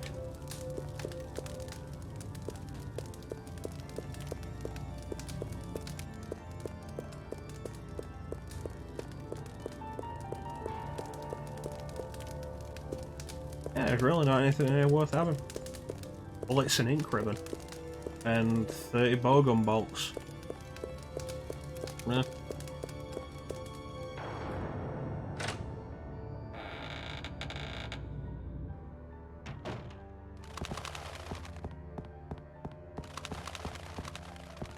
Yeah, but I can light the fireplace in RE2 and actually get something for it.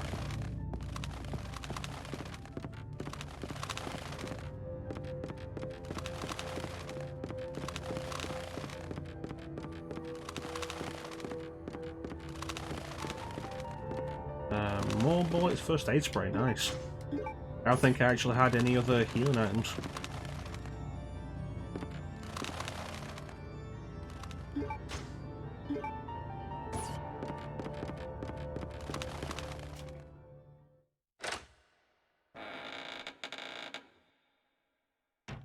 Focus Now there's a brother. cutscene, Our I can enemy take a is drink. only a little girl. Oh, why is this taking so long? My apologies, Alexia, but I have been doing my best. The revival of the Ashford family depends on your success, brother. I am aware of that, Alexia. I will revive the family name myself and make you the master of the glorious Ashford family. Do not worry, brother. I will handle them both myself. Who is there? Is someone at the corridor? Nobody here but us chickens. What is it, Alexia? What is it, Alexia?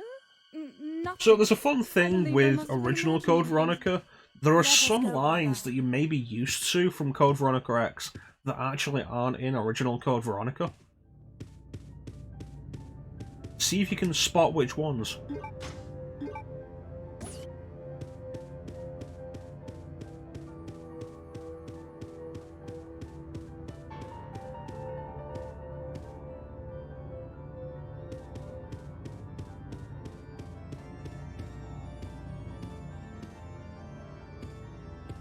Books on chemicals. It's a common picture. For common people.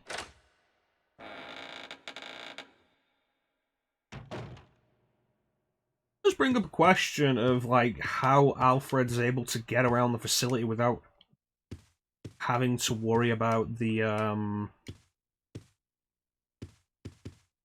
zombies or the Bandersnatchers.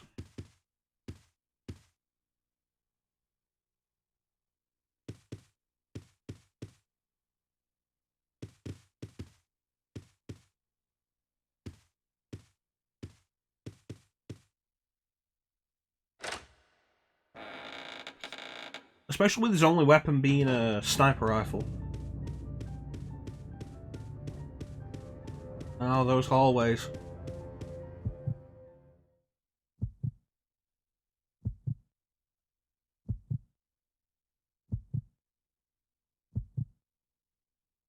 Watch out for them. They're everywhere. They'll get you.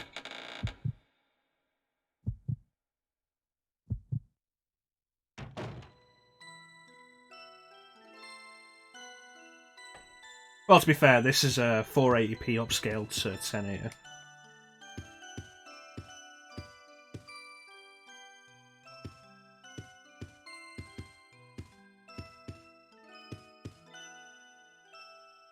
It does look pretty good, though. Gotta say, scaled pretty well.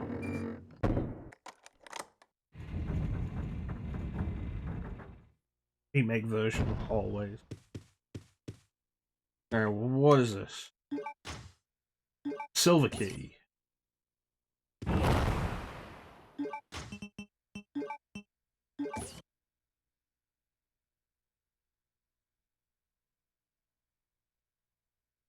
I feel like a key made of pure silver is just decadent.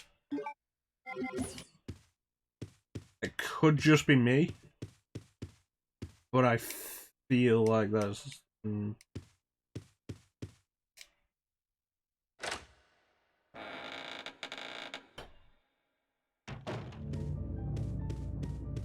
Once upon a time I was falling in love, now I'm all falling apart. Nothing I can say, it's a total eclipse of the heart. I look forward to doing Silent Hill 2, and I probably won't actually look forward to it when we're doing Silent Hill 2. I'll look forward to Silent Hill 2. Yay, now let me put my gun on.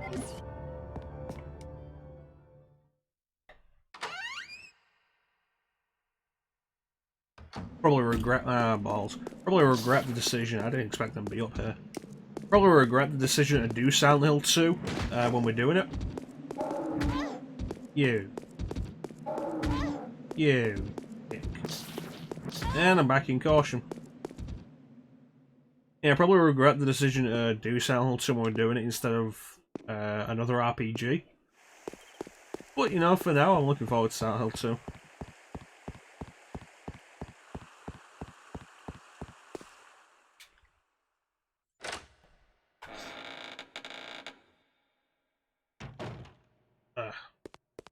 Alright, watch out for this Bandersnatch.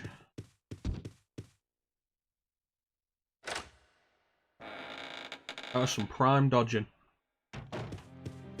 I'm dodging. You know, now would probably be a good time to save.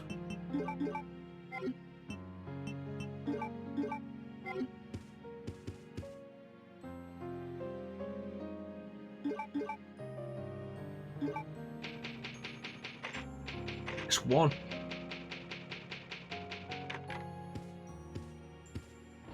Remember when we had multiple discs per game? That reminds me, I was looking at Final Fantasy VII Remake not that long ago in the shop. I was in Astor and I was like, yeah, no, I'll take a look at the game, sure, why not? I'm not going to buy any of them because I don't... Game prices at supermarkets usually aren't worth it.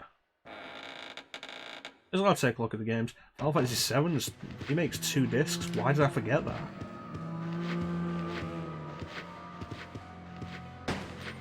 That zombie went turbo. I ain't orange caution. No.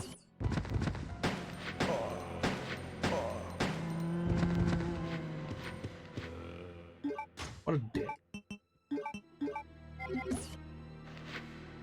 You believe we're back in the days of like multi-disc games? Crazy. Yeah, for installation. You know, I'd probably be happier with it if it was for gameplay rather than installation. Because this shit just keeps on taking more and more space on the hard drive.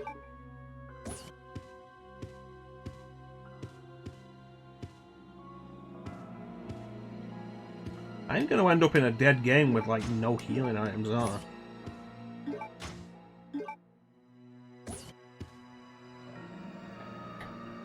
Maybe we should be moving on to a better format then, Teak.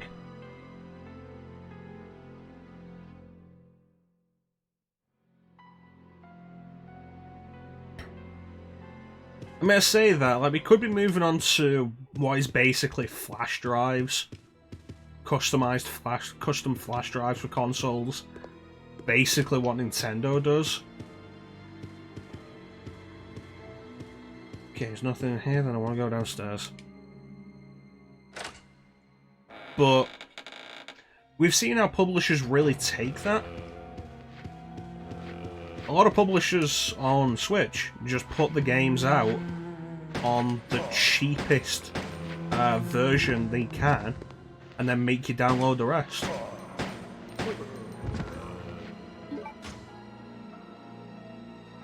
Yeah, pretty much. Like a customized memory card or something. Which is basically what Nintendo is doing.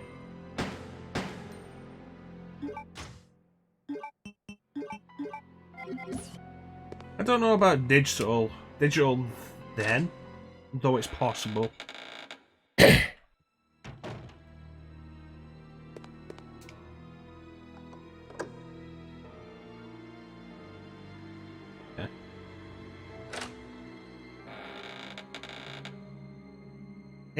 Games are too big.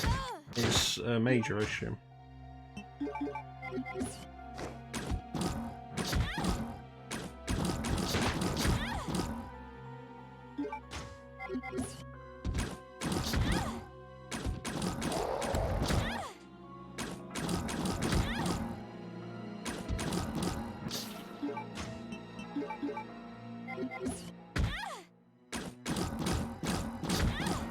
Fucking hell, die.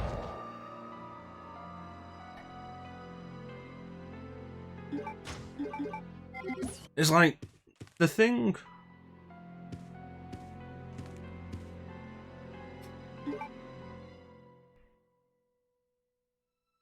Why isn't that popped up in my chat?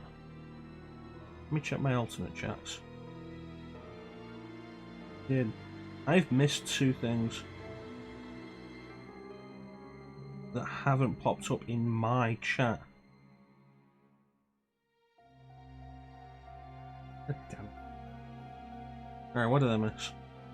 Praise this from my cold dead hands. It's fair enough. No, we only just entered danger. It's why I was staring at the controller, because the VMU has the health display. The minute we went into danger, full heal.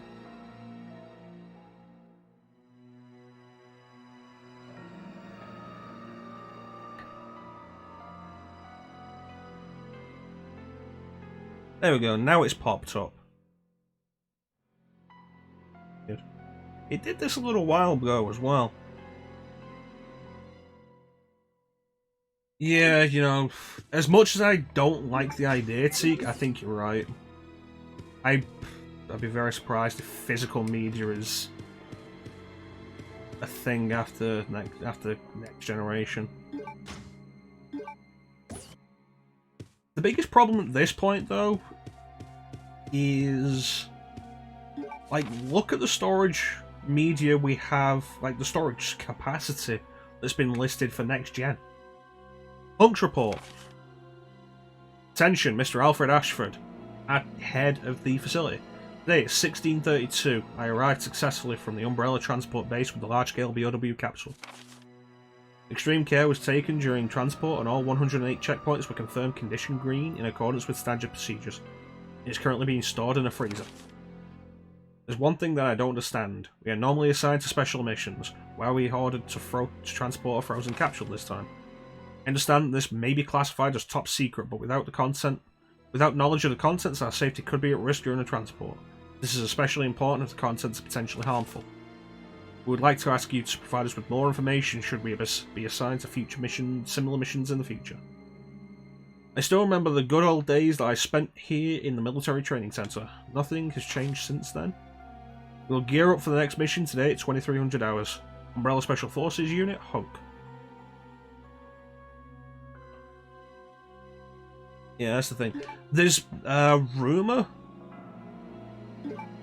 There's a rumor that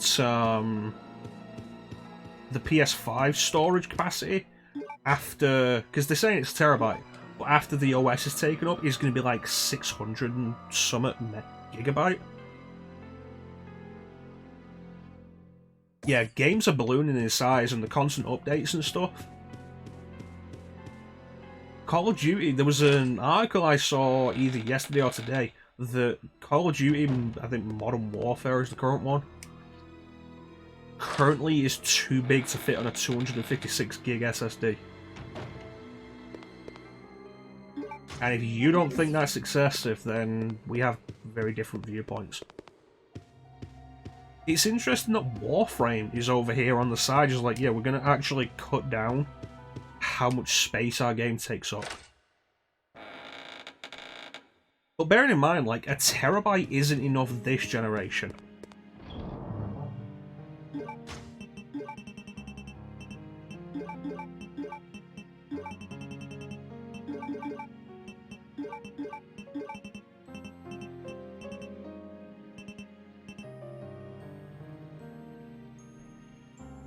No, Blu-rays aren't keeping up. But I think more than that, like, consoles need to come with more. Especially as they're making the push towards digital, like you said.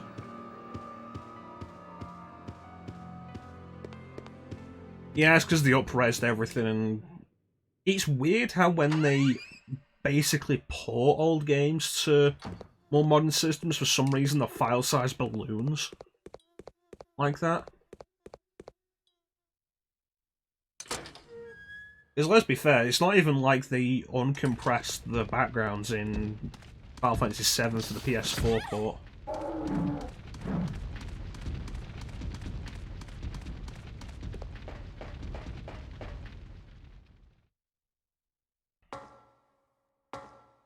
Like, so I bought an Xbox One. My Xbox One is a 500 gig model.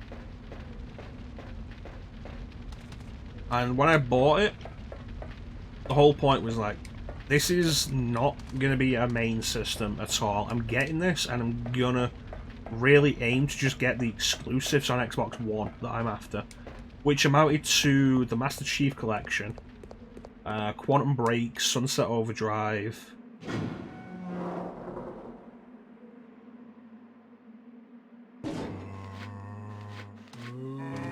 sure what else. Rare replay. There wasn't much. And I bought it, it came with Wolfenstein 2 The New Colossus and Forza Motorsport 7. Why have these guys respawned? 500 gig was not enough for those games. It wasn't enough for, I think, like 5 of those games. And that's current gen. Next gen, when we're already into games being over 100 gig, I need to play Quantum Break. It's just been sat there since I got it.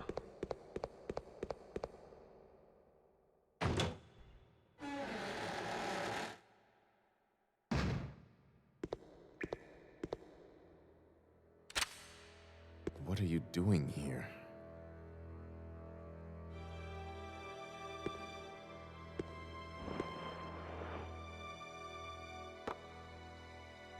Hemostatic Well, you look at medicine. that, and 500 gig isn't enough for like 5 games in this gen.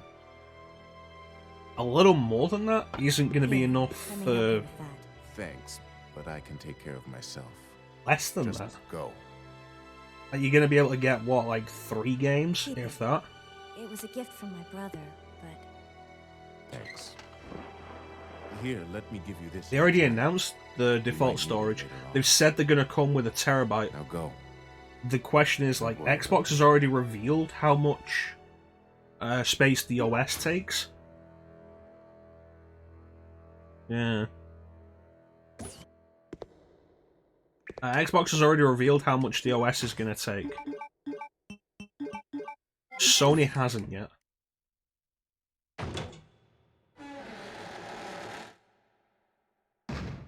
But there's the fact, like, a terabyte is not really enough now. Yeah. Plus, combine that with the whole thing of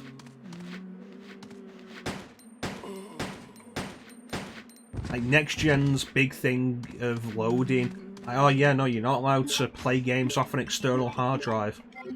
Okay, so it has to be an external solid state. So there's the price going up.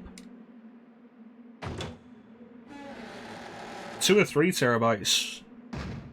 Yeah, but if we continue to see the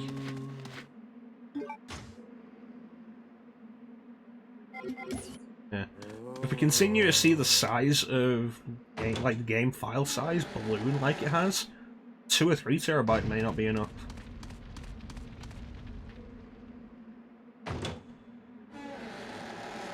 As like being said, Red Dead Redemption and Last of Us 2, over 200 gig. When it's 1 or 2 games, fine. What about when it's every game?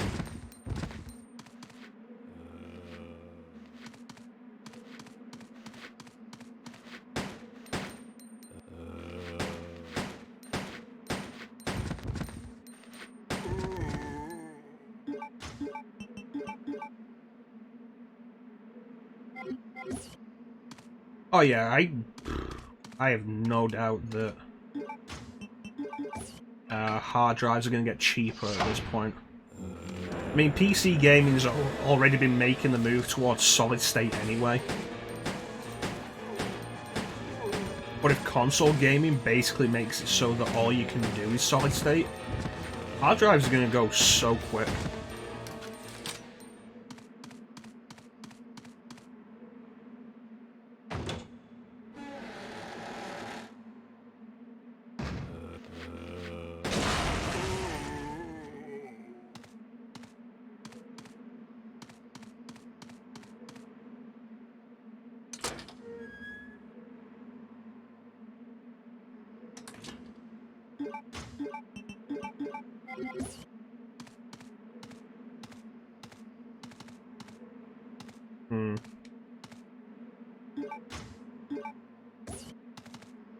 On top of all the problems with next gen, storage space seems to be like the worst.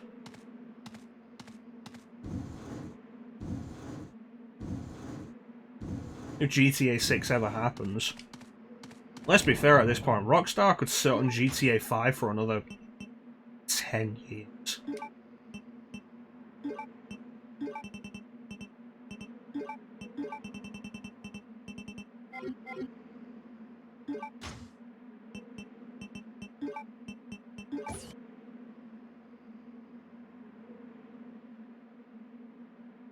more bogan powder.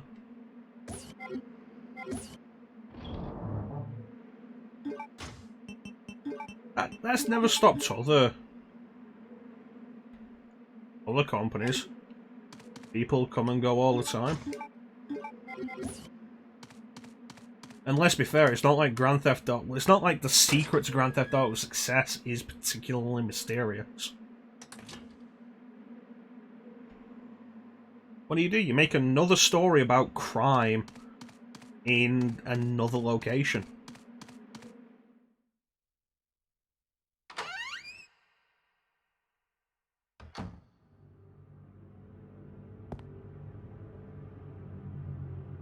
Sorry, what?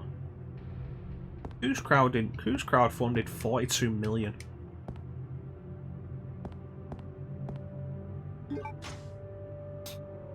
But it's like I say, it's not like GTA's success is all dependent on one person. GTA could be made by anybody. At this point, its success is dependent upon the brand.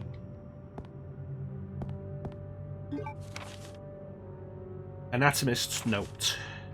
There's a demon in my mind. I can't control the fierce impulses that drive the demon. Sometimes it drives me to act upon. I'm messing this all up.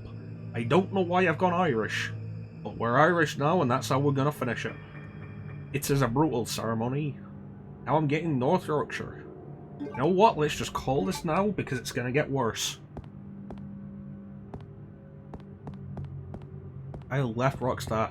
What did they crowdfund it on? I hadn't heard anything about Kickstarter. The darkness of night falls around my soul, and the hunter within loses control. Why is it taking us this long to find a red herb? There's more Dorset. What if we quit playing this and just play Devil May Cry 5? Gotta stab it out, gotta stab it out. Gotta stab it out, gotta stab it out. This demon inside has a hold of me, making me do horrible things to people. Gotta stab it out, gotta stab it out. That's weird. Okay, let me just pick up this box.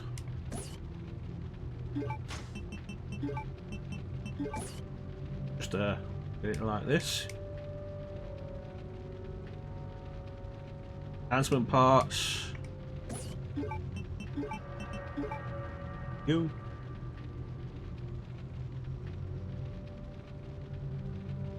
My camera blurry again.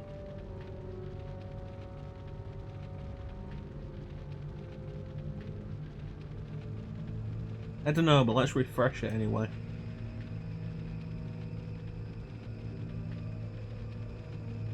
There we go.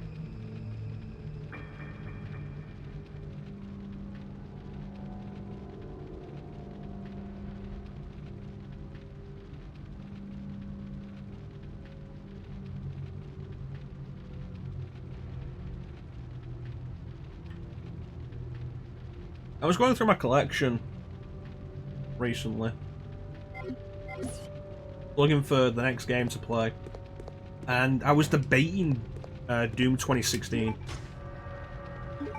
But like, the main thing that stopped me from doing it is like, I kind of just want to do it on stream. I want to do it with you guys. It'd be fun that way. Yeah, after Halloween's over, maybe we'll get back to the history of stylish action. I should make that like an official thing.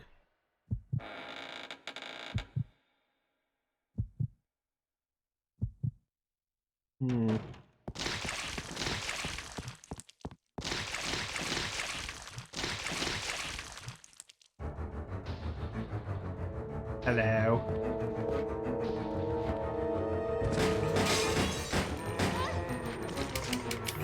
Okay. Okay.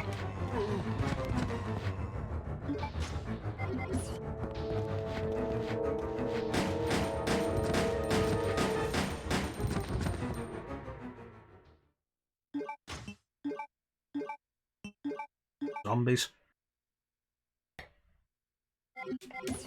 Part of the problem is probably just aiming with the dual handguns.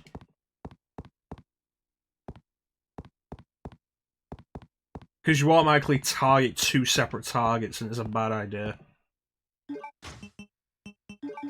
And I was trying to retarget, I don't think you did it quick enough.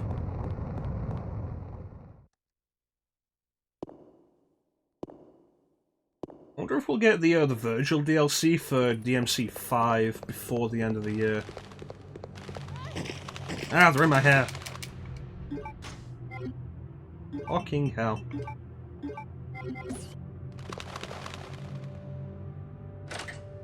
Because they've said, like, Devil May Cry 5 is Devil May Cry 5 Special Edition. He's gonna launch with next gen, which is like what, November? And the Virgil DLC for regular DMC 5 is gonna be after Special Edition comes out. I wonder when we're actually gonna get that.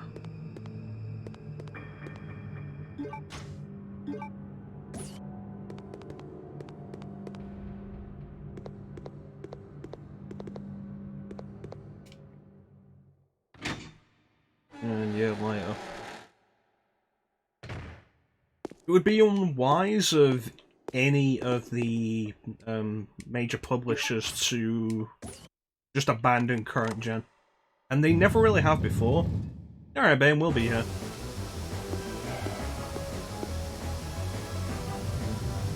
And they never really have before. So I'd be pretty surprised if we don't actually get the Virgil DLC. I think there comes a case of, like, the Special Edition has stuff other than Virgil to sell people on.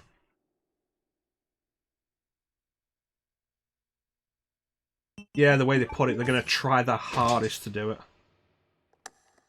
I feel like that's going to be like a Mortal Kombat X thing. Of like, hey, remember when NetherRealm were all like, yeah, no, Mortal Kombat X is coming to PS3 and 360. And what was it, like a year later, they're like, we can't actually do that. Which to me was dumb. It's like, no, you got Mortal Kombat 9 on the Vita, and all it suffered from was graphical downgrades. It was a hideous graphical downgrade, but the gameplay was all there. You could have put MKX on PS3 and 360.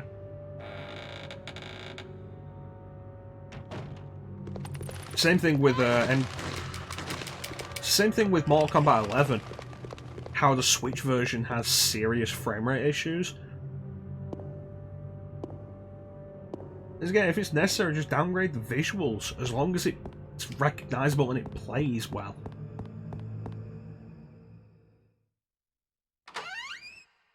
But I guess we'll see for RE8. And God knows I'm not buying next gen anytime soon.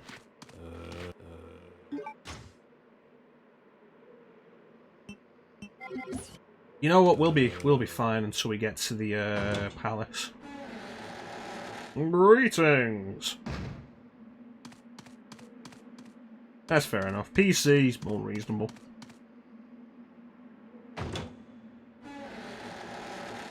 It's a shame Capcom isn't sorting PC players out with Devil May Cry 5 Special Edition, but I feel that's because they know they can't really justify making PC players spend the money to buy the game again, and they don't really want to put it as an upgrade.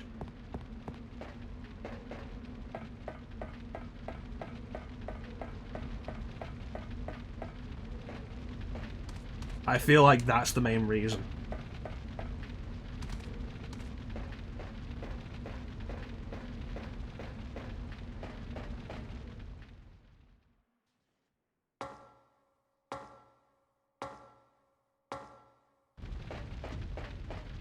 Yeah, it could be done. There's no reason why PC couldn't do it.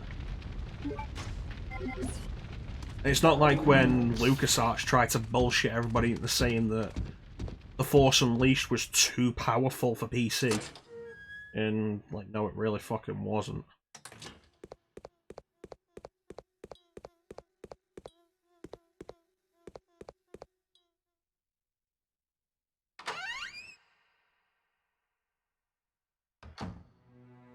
What am I missing?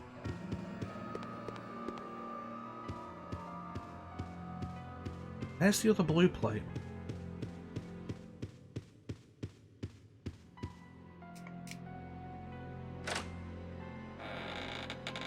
Force Unleashed was an impressive visual display when it came out for consoles, but PC could do that.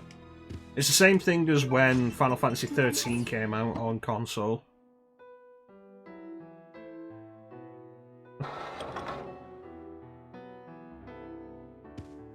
True problems of a PC gamer.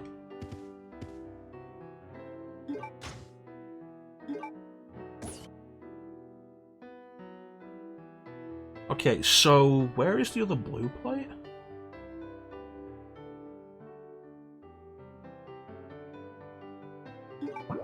Alright, let me see.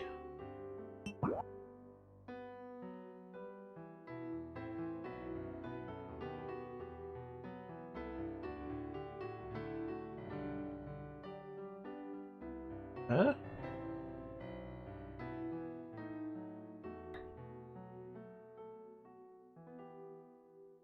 Okay. You get 2 blue plates. I need one to put into that room. Up the top of the stairs.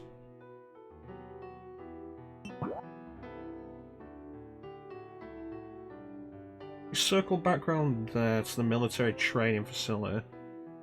Because I'm pretty sure I don't want to go back to the private residence yet. It's going to be filled with zombies now. And I'm pretty sure I don't need to go back before I can finish it.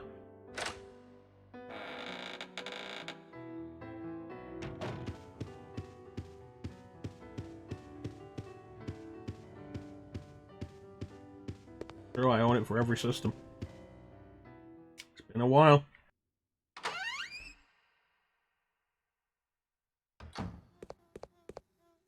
Also, Wesker didn't appear there, and I feel like he really should have.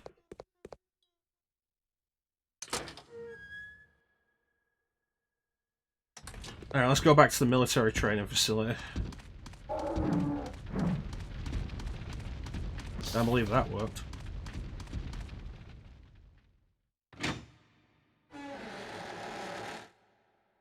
No, he does appear there in Code Veronica.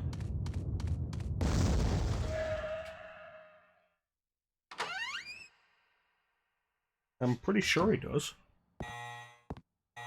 This isn't done yet, is it?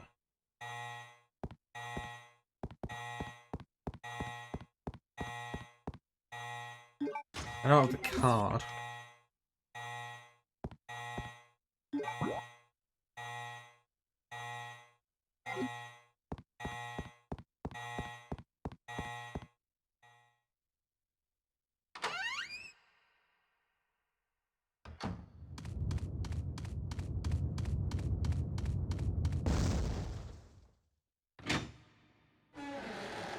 You sure about that? I'm sure they have the whole Claire encountering Wesker thing.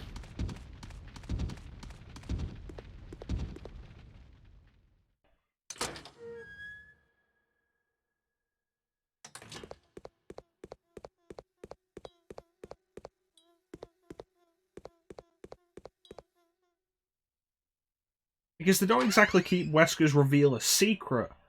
It's in the little demo that plays at the start of the game, when you boot the game up. What they keep secret is that he has the red eyes.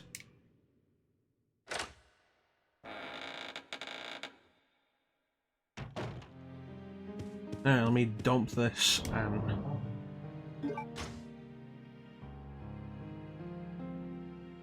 Yeah, that's what I'm thinking.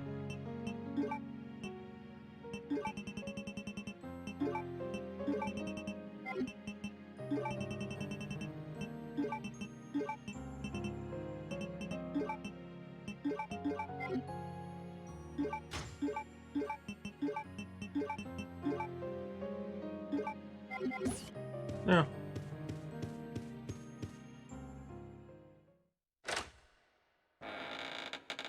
It's like the opening cutscene, like, has a little bit with Chris being shot by Wesker and punches him. And I think it does the show of Wesker going like turning back to face, but doesn't actually show in the cutscene his eyes in the little demo.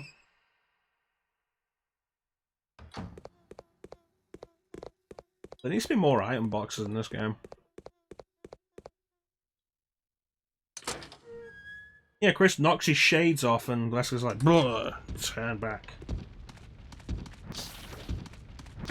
You fucker's mind." God damn it.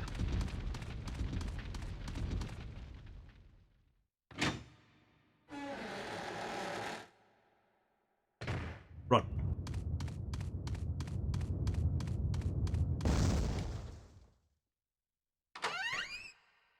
Yeah, there's two blue plates with the eagle on them.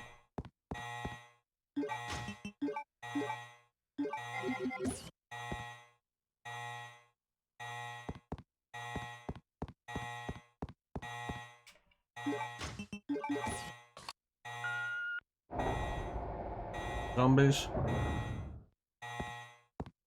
No. Alright.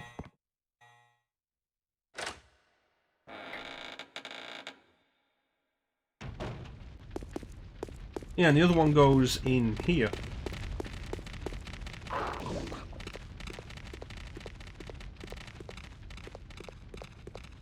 And this has the other card key.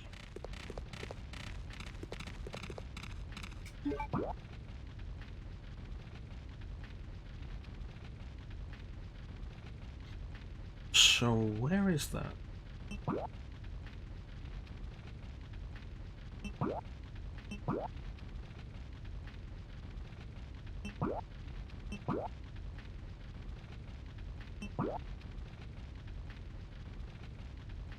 Hmm.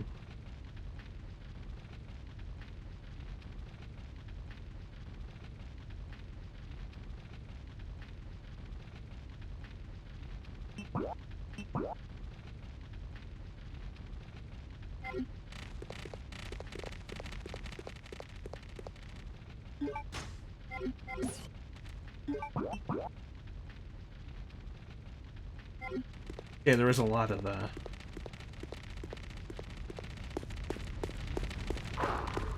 Should be accessible. There we go.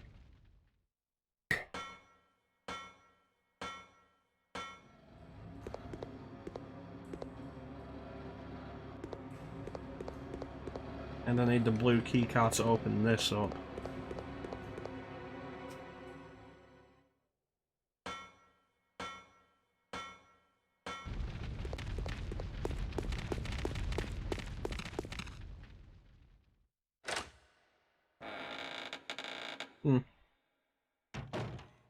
Alright, let's head back around to the other side. There was a bunch of stuff I wanted to pick up downstairs anyway, but it wouldn't let me because Steve. Need a key card for the key card to get a key card.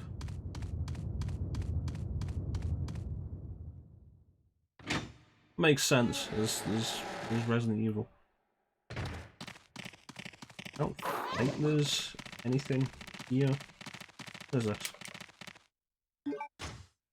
Bowgun. Last face on the VMU. Yellow caution. Yeah, I feel like I'm not going to have healing items for later in the game.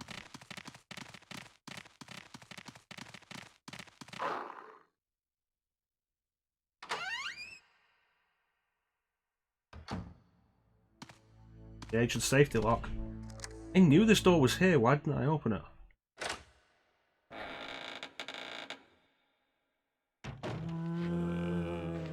That is dark. It's worth noting I've got the brightness turned up on the Dreamcast because I always have the brightness turned up. Because the Dreamcast display is always much darker than the other systems.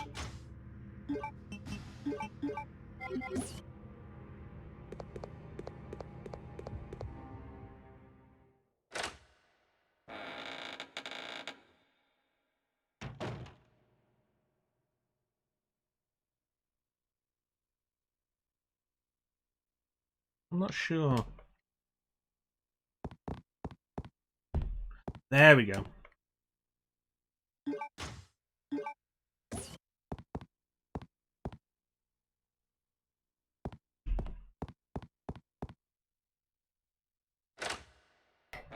Let's go on stream.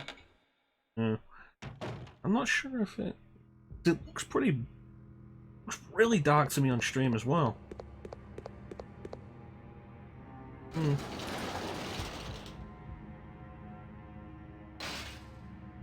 Well, if you say it's fine. Let's go to the second floor. Yeah. Like I say, I turned the brightness up when we play Dreamcast anyway. The issue is sometimes I forget to turn the brightness back down after we've been on Dreamcast. God damn, I'm gonna have to circle all the way around to get to the Indigo card, to come all the way back round to open this fucking door.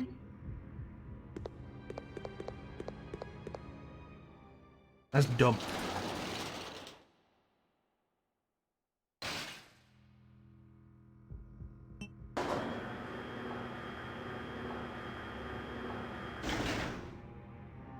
As I was looking at the settings today when I was setting up, it was like, oh, the brightness is already turned up, which means we played Digital Devil Saga 2 the other day with the brightness too high.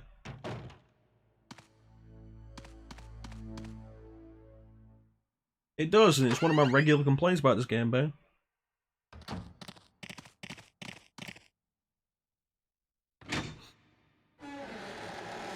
I've discussed it before, like what the actual problem is, and I talk about it, and a lot of the time people are like, that's Resident Evil. What you do with Resident Evil. And it's like, no, with Code Veronica, the specific problem is the way the map's laid out. How it's basically a straight line with the various points at different points in the line, but to get back to any of the other points, you have to get back on the line to navigate around.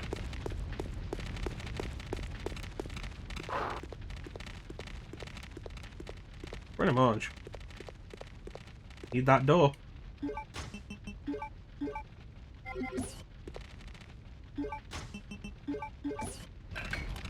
Then I guess with the blue card.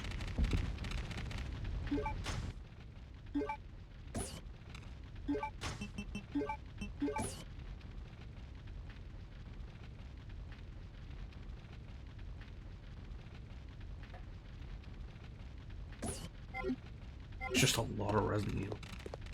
It could have done with some streamlining, some evaluation of its design choices.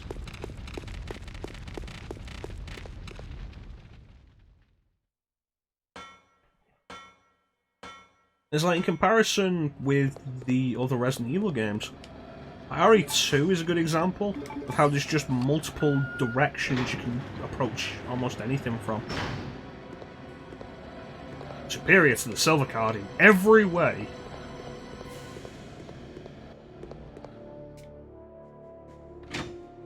Yeah.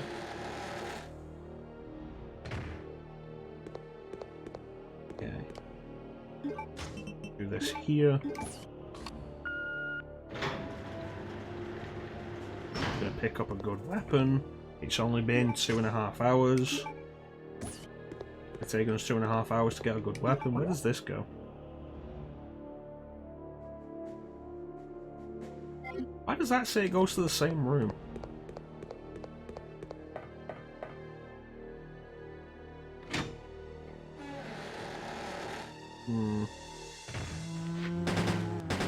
I should have killed these guys as Steve. And I forgot there was actually going to be dudes in here.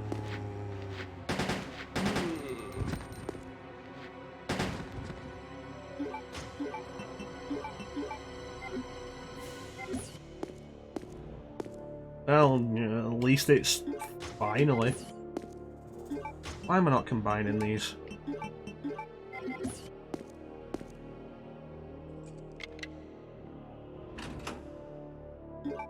Acid rounds. No, I don't think I was there for that, Zeke. I'd remember it if I was.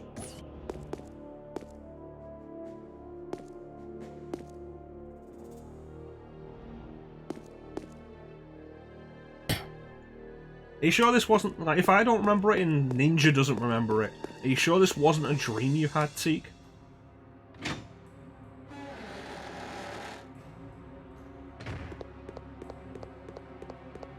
What is this door, then? Like, it looks like it goes back to the big room.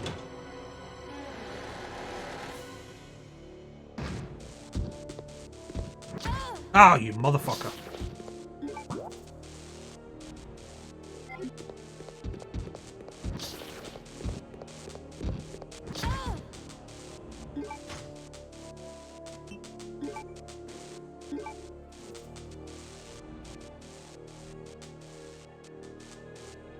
Oh, there's a way around the moth hallway? You'll have to share.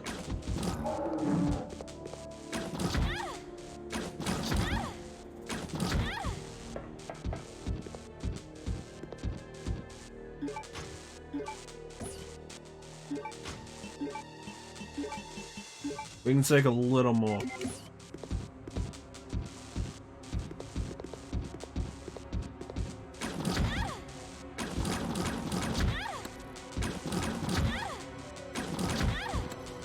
Okay, now we can't take more. It's an unnatural ability, not one that the Jedi will teach you.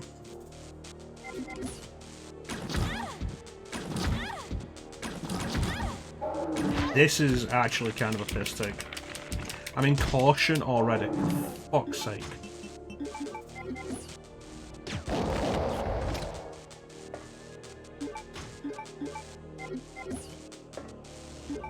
Where does this ladder go?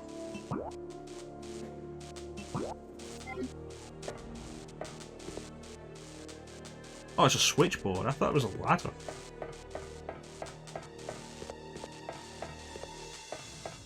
Okay, turn this on. Can't turn that on. What this? Can't turn that on.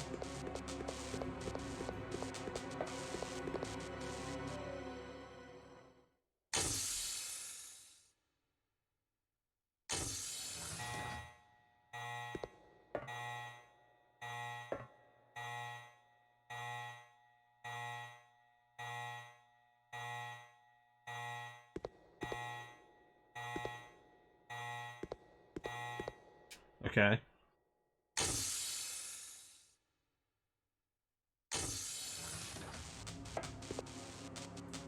So was it worth coming in here at all?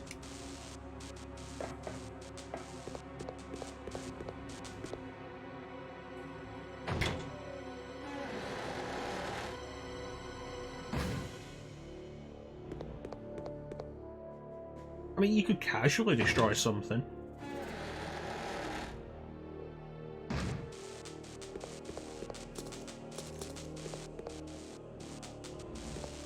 Gunpowder over there?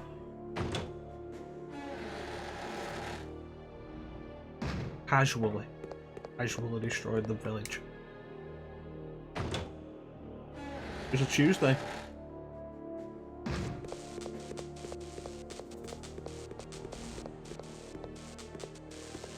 I'm up there, Claire, god damn it.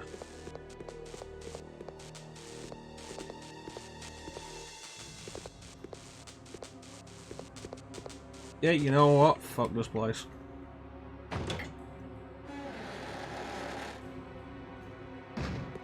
Dude, I'm actually genuinely concerned about my healing situation.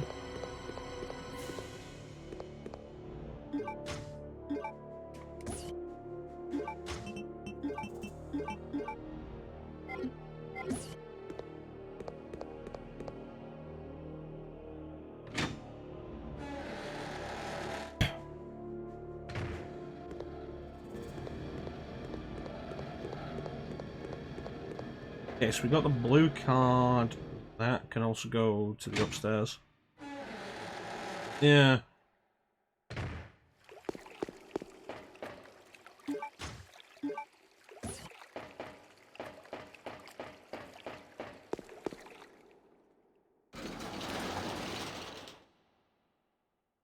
Well, you know, for a large portion of the game, that's all the game will give you to deal with Bandersnatchers.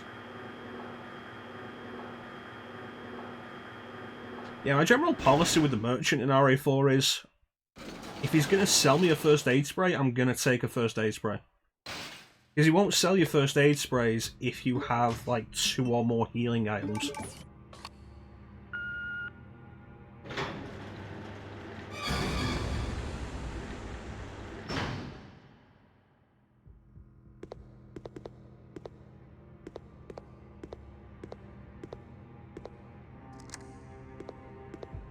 Okay.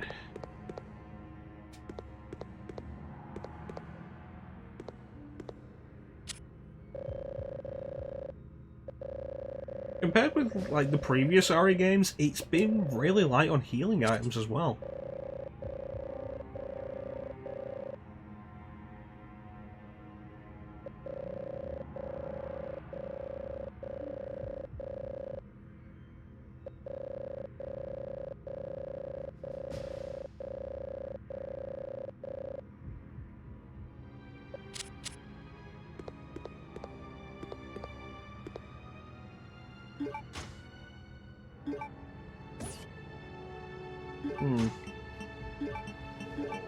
If we end up in a dead game, we end up in a dead game, and, you know, I said what would happen if that happened.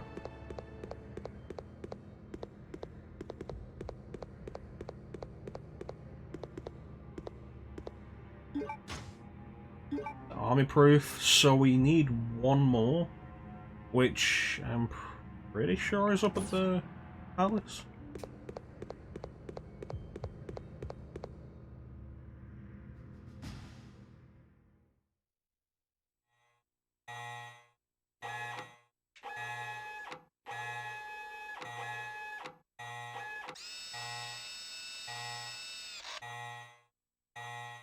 Is there? Okay, that is actually really hard to see. 1126.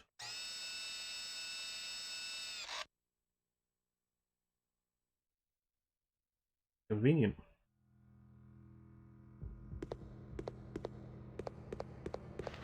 Wait a minute. There were healing items hidden in the darkness.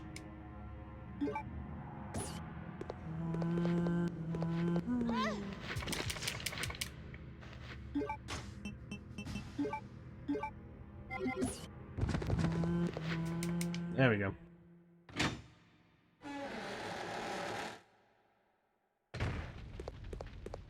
Let's head to the save room, dump some stuff off. Let's save again.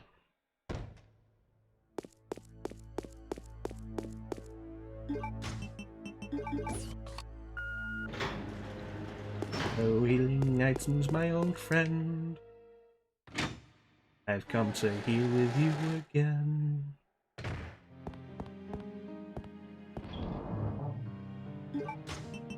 Okay, so we can dump this. Where did I dump the navy crew? Right there. I'm gonna put that down here.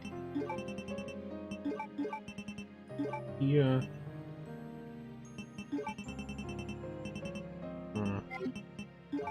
Put the acid rounds away for the minute. And the bow gun. That seems reasonable. Hey, Lino. How you doing, buddy? Yeah, we're not gonna save yet. I have a plan. I have a plan.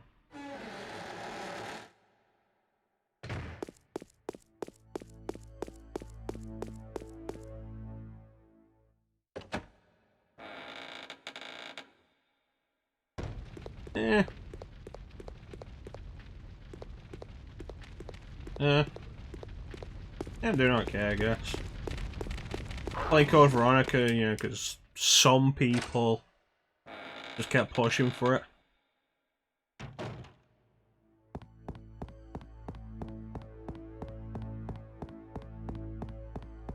But we're making progress.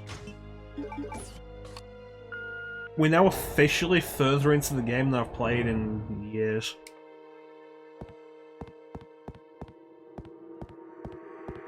You know, that's something. Yeah, some people ninja.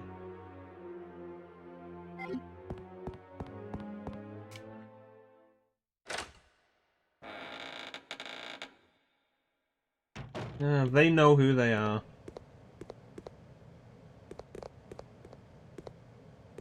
Alright, here we go. 1,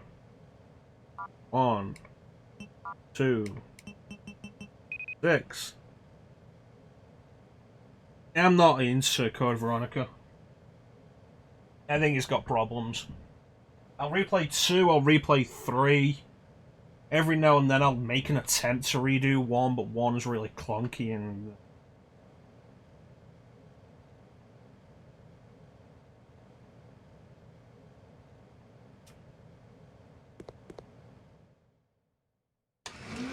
attacked.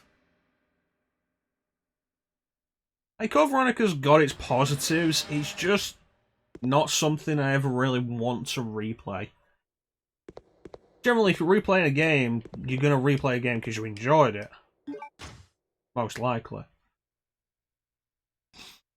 And in general, while I'll enjoy moments of Code Veronica, overall... He's already dead, I hope he didn't get back up. Overall, like, it's generally more negative than positive for me.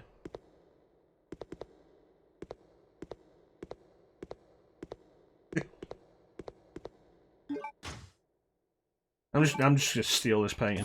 Contamination detected. Level 3. Emergency shutters will close. All personnel evacuate immediately. We don't actually have any... Oh, shit.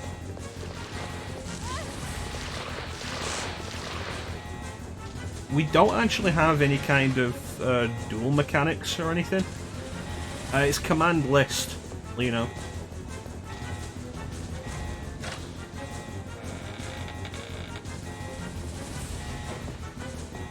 Down here. There we go.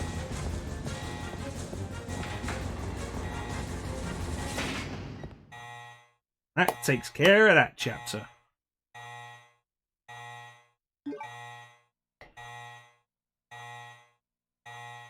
Did I get rid of uptime? We used to have a command that told you how long we've been streaming for, but then Twitch added the actual counter, so we didn't need it anymore. I think we got rid of it. The movie quotes were replaced.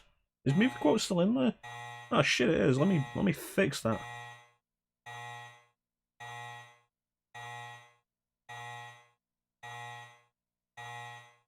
Movie quote. We replaced movie quote with the chrono facts.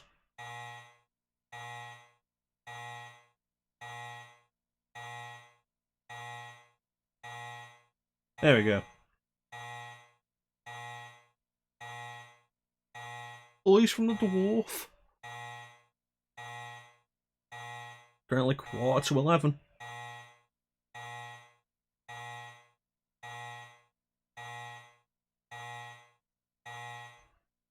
Yeah, the quote system, there's quotes from the actual stream, and then there was like extra quotes. It was like, what can we do with the extra quotes? It was movie quotes that Bane had picked, but I wanted to try and rework it into something, so we worked it into chrono facts.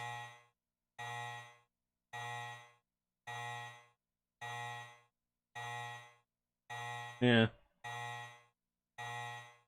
The quotes are all actually things that I've said on stream.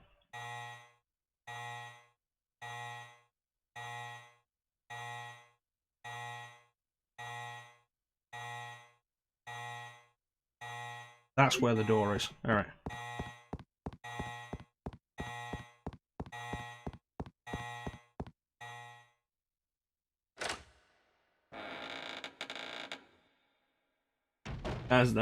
That's topical. You could have replaced Alice with a piece of wood. Would have had a more compelling character.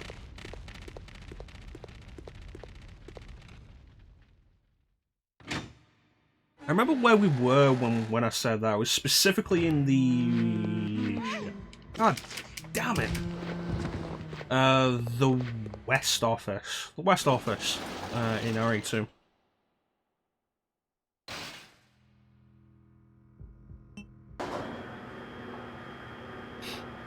So they're pretty fun. I made a bunch of the chrono facts that are for fun, and Bane made like all the others.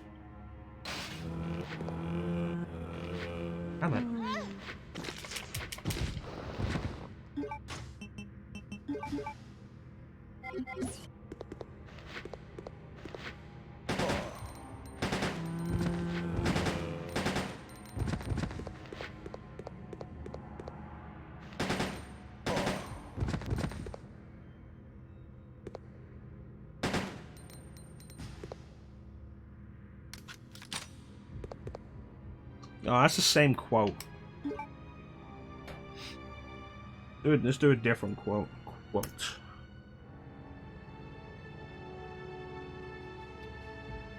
Yeah, especially now that we've actually done Bubsy 3D, you need to get off Bubsy 3D.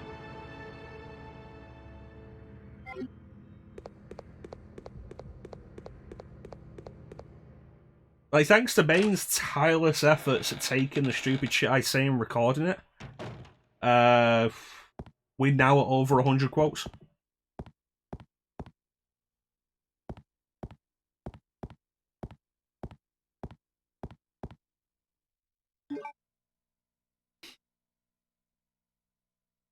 What's poor about Chansum?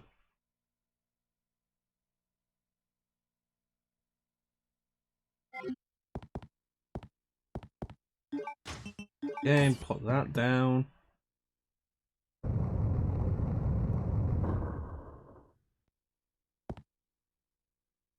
Welcome to the MechaChrono garbage stream.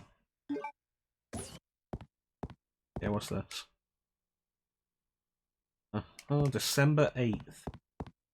That's probably going to be important. That's the first aid spray, I'm appreciating that. Oh, yeah. To be fair, if you don't know about some of the more infamous, like, really bad games, you should probably know about some of the more infamous, really bad games. Let me see, December 8th. Make a note of that. Feel like that's gonna be important.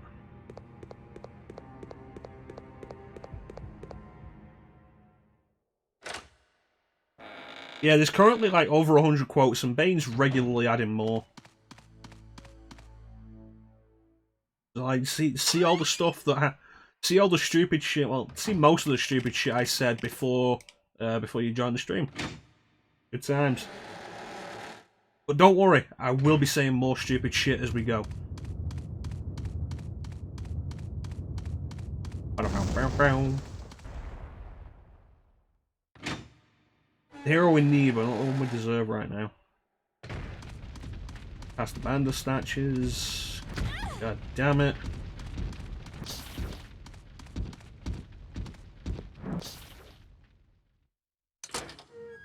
Well, maybe you need a quote system of your own, Ninja. I do the whole thing every now and then of like marking down stupid shit people have said in other streams. I'll just post what they've said in the chat and let them read back what they said.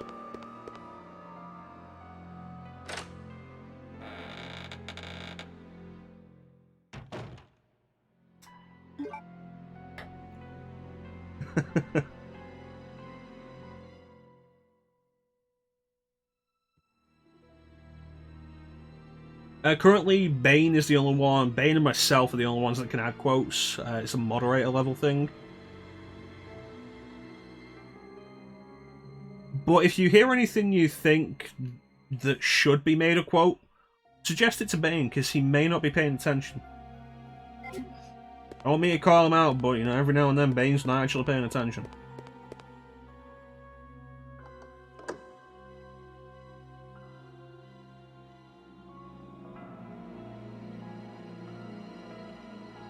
Okay, well, the gold key, and is this the last room? I think it is. One day you may evolve to mod. There is the possibility, though, that on that day you may have to deal with the ads again, since, like you guys were saying, the VIPs weren't getting the ads.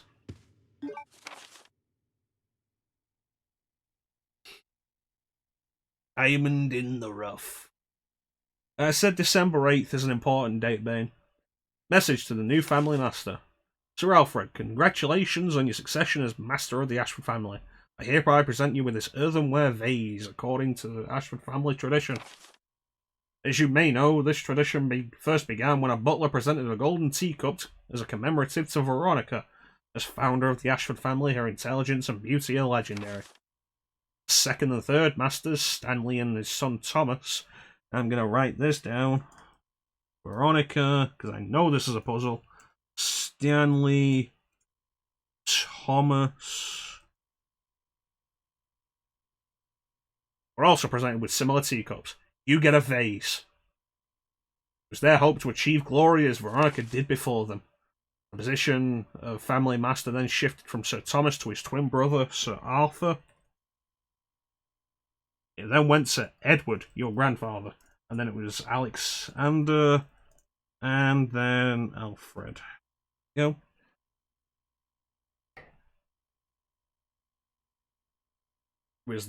that was when the Ashford family enjoyed its golden age.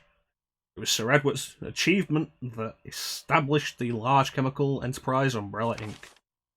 However, when Sir Edward passed away and your father, Sir Alexander, succeeded the position, the glorious Ashford family began to gradually sink.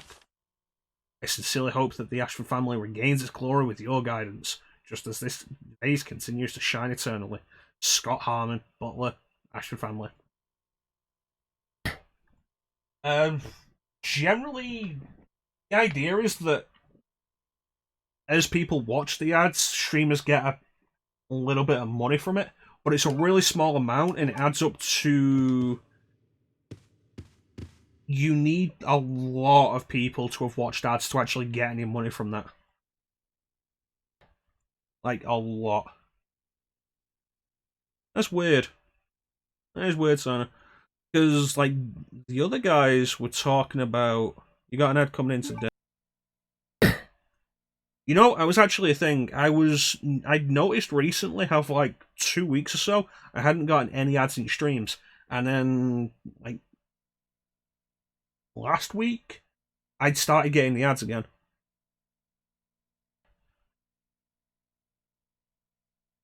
I don't control the ads when you guys come in. Hopefully, like, I think Twitch cancelled the whole shrink the screen down, mute the streamer, have an ad during the stream. I think they cancelled that. I can run an ad during the stream, but if I'm gonna do that, it'll be when I go away. Like, oh yeah, no, I'm gonna pop to the bathroom. I'll put an ad on so that something's going on while I'm gone. And that also means that if I run a 90-second ad, anybody who comes in for the next 30 minutes doesn't have to actually see an ad.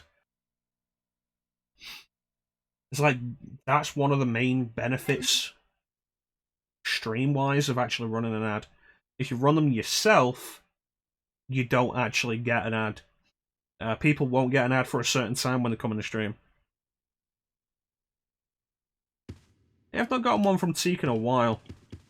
I'll only figure out who's who. That's gotta be Veronica.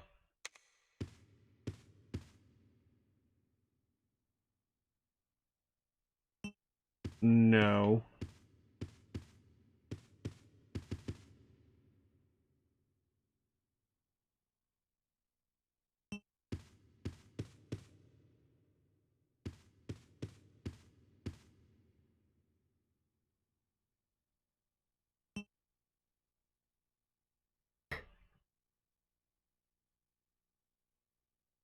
Yeah, it's irritating. It's one of those things that I find is really kind of counterproductive to watching. Yeah, I've been getting it more recently. It's one of the things that's really kind of counterproductive to try and watch people.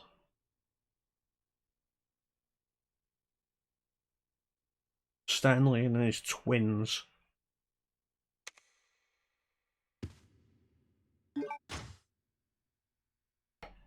It's like, oh yeah, no, I'm gonna check out a new a streamer I've never seen before.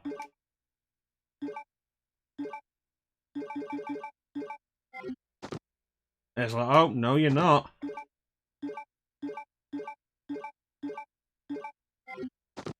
Because here's an ad.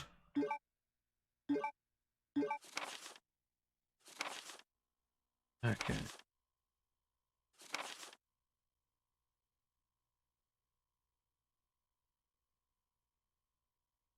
No. Stanley. No, it would have been right. So we have to figure out who Arthur is. Stanley got a teacup. Arthur probably got something else. What am I missing? Yeah, I often just immediately quit. I don't want to sit through an ad to find out, oh, I'm not actually into this streamer.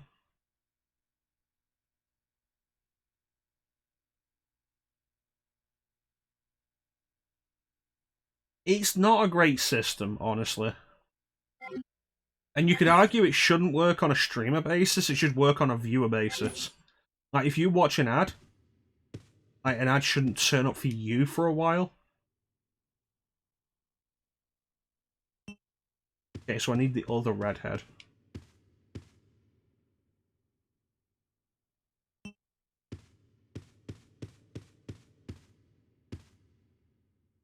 Red-haired man with a tea set.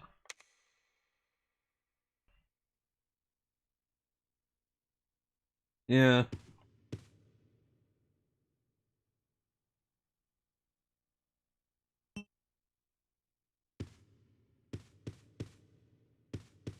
And then this redhead?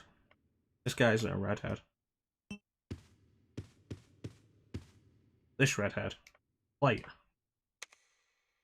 Now I have to figure out what the next one was. Don't mind me while I concentrate for a minute, guys.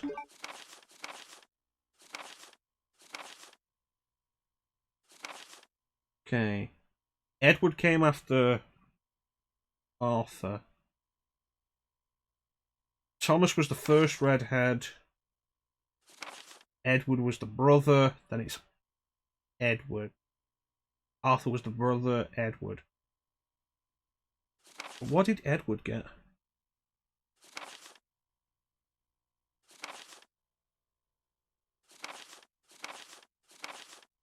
Did Edward get the candles?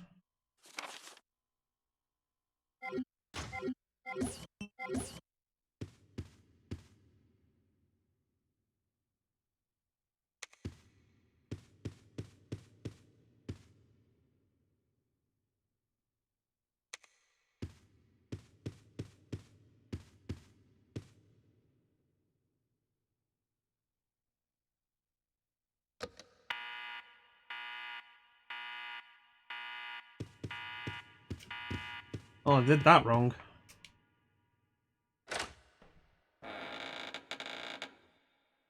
Yeah. I mean, the whole thing with the whole discoverability is hard enough for small streamers, and like you work your way around that. Essentially, what it is Twitch placing the responsibility for trying to pull in new viewers entirely on the streamer, in a sense of like, well, you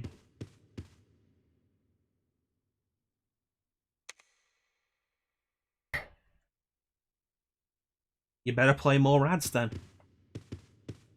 It's like, yeah, cool, I'll play more ads, but what about somebody who's in the stream but hasn't committed to following yet?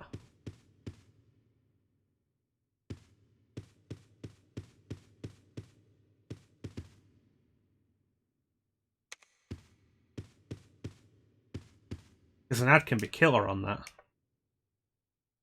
There's no good solution for it. Okay, there we go. So just had to swap those last two around. Which really just makes that a guessing game.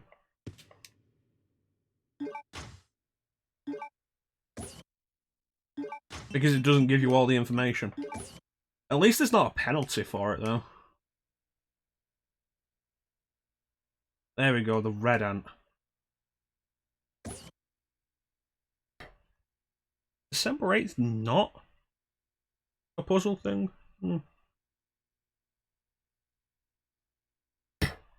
Okay, looking at where we're at now, I think we're going to hit disc 2. And then we'll call it.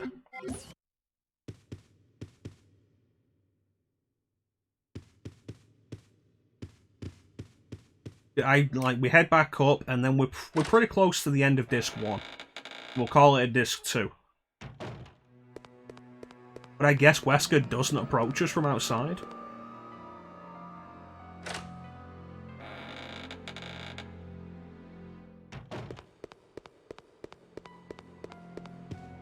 So I think Teak said that.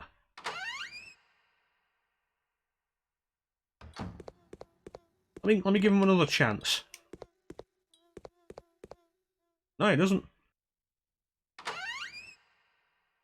And I think Teak said that Wesker doesn't approach you in regular code Veronica, so point to Teak, I guess. Tyrant is going to be fucking brutal. I feel it. Okay.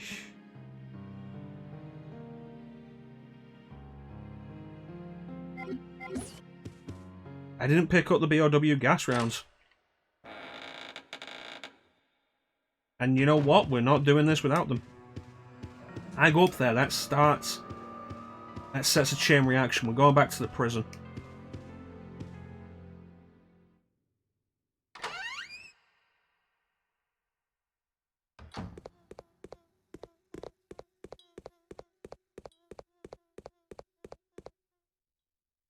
Huh?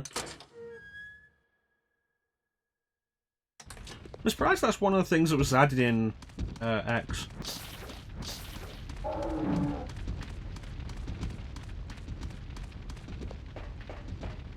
But it's one of the like really weird things. Like you play X so much, and then you see regular code Veronica. Yeah, all you know is the extra cutscenes, and like there's a couple of cutscenes that aren't actually new, but they have like a couple of extra dialogue lines thrown in. Like, here's a fun fact. Did you know Wesker saying, "Oh, little fishy, come see my hook," is not in the original code Veronica? Also, there's an herb here I didn't get. Can't believe that guy didn't get me. Yeah, Teak knew, Ninja didn't. And it's like, why add that line? That's a weird thing to just add.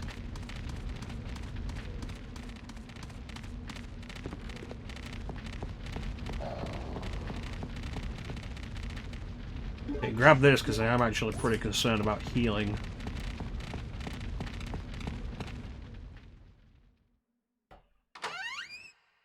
With any luck, though, this would be like another half hour.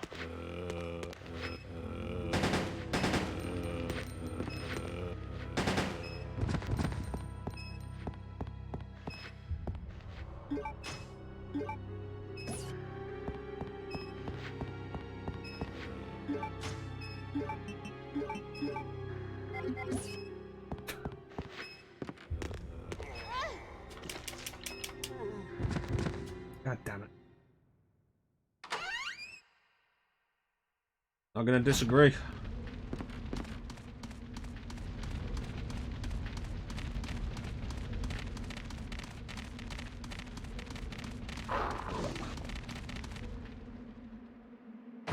Close. Close one. There's also a first aid spray around there that I didn't get. Yeah.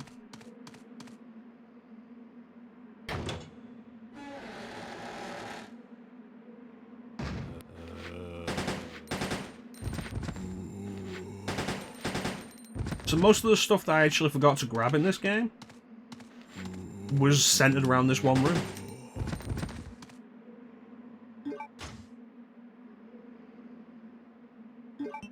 It's been that long since I've done Umbrella Chronicles, I don't even remember how Wesker sounded.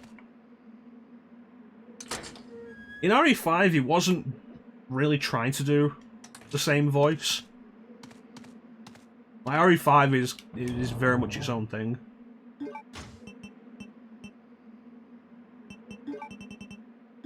Which is probably a good thing. Yeah. Is that all you have? Yeah, I don't do a good DC Douglas, but you get the picture. See, Wesker is best, Wesker. Do you mean game CV Wesker, or do you mean book CV Wesker? Ooh, flame rounds.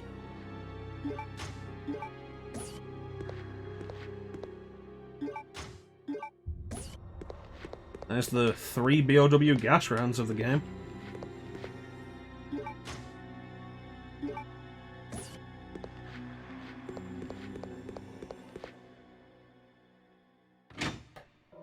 Complete global saturation.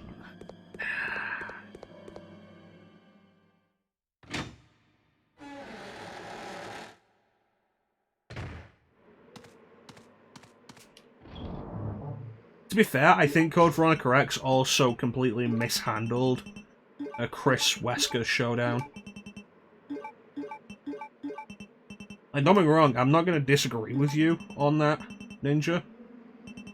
But I think, like, Code Veronica X also completely missed that opportunity and didn't really get the point of it.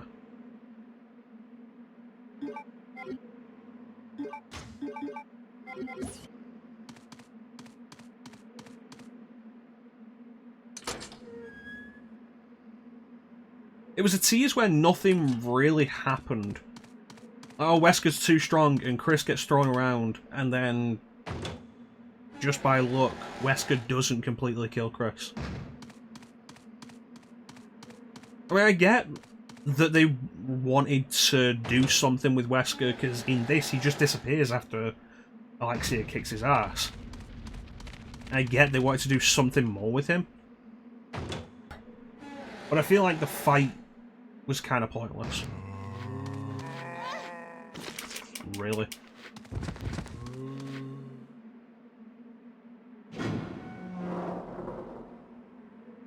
Alright, so we got Tyrant coming up. Yeah, the range zombies grab you in this game is way too big.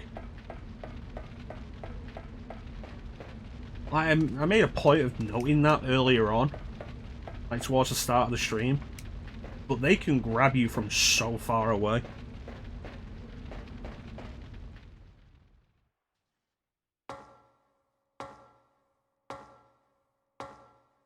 Yeah, let's try and not mess this up.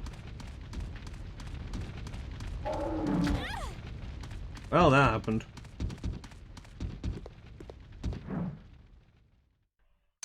Greetings! Okay, still in yellow caution.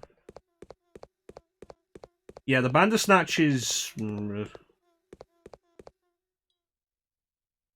mean, the good news is, once we get done with this, I think we only ever see one more.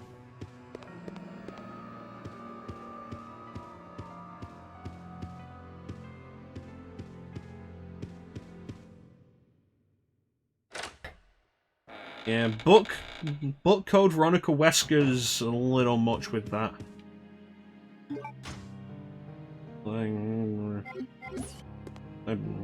Maybe I'll, as like Chris, like, you know, maybe I'll go and find Claire and, yeah, show what a real man's capable of. And it's like, dude, she's 18. I get 18's legal, but also 18 is basically still like right on the edge of way too young. Like, for fuck's sake, if you're over the age of 21, don't go for an 18-year-old.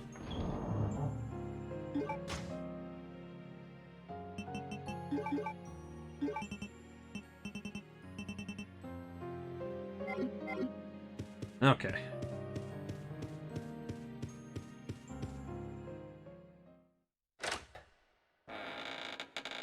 Yeah, the CV book is something. That motherfucker.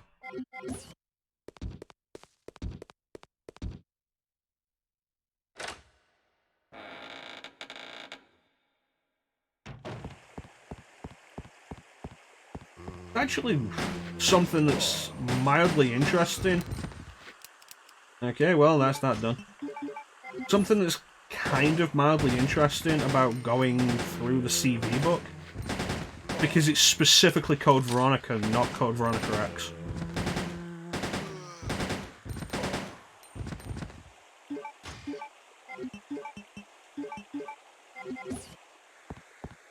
You know, I'd go back to drop the dual handguns off, but I can't be sure those zombies won't respawn.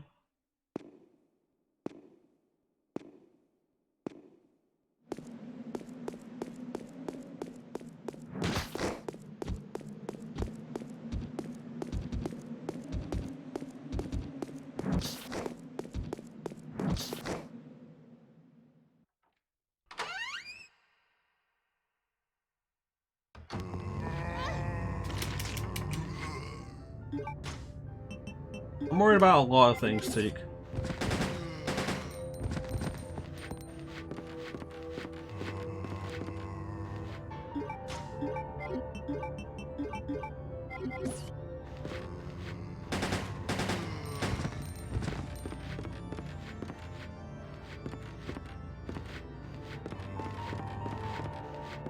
Can't see behind creepy doll.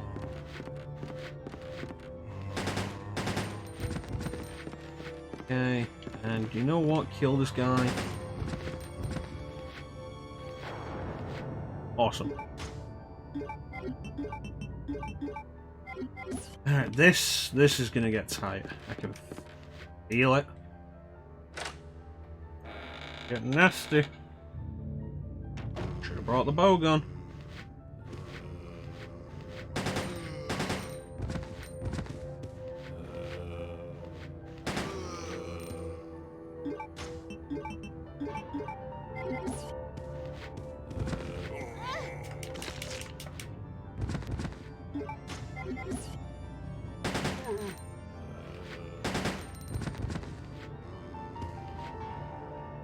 Okay, so he's definitely dead.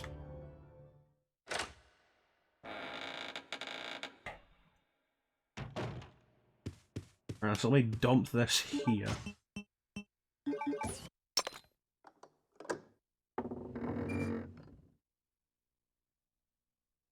Actually, much simpler this would have been if Claire stopped the music box from shutting and just pulled the plate out. Yeah, there's a whole thing on YouTube where somebody got DC Douglas to read some of Wesker's lines from the book. I think, like, specifically that part.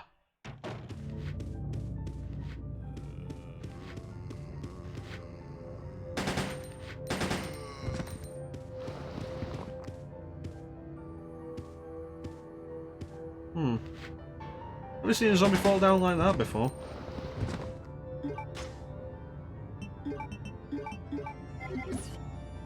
Yeah.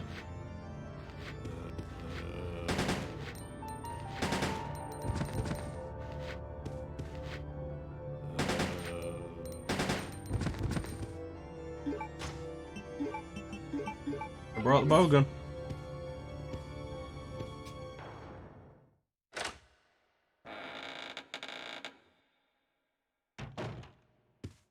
Alright, so put this in here. Yeah, Bulk Wesker in RE1's weird.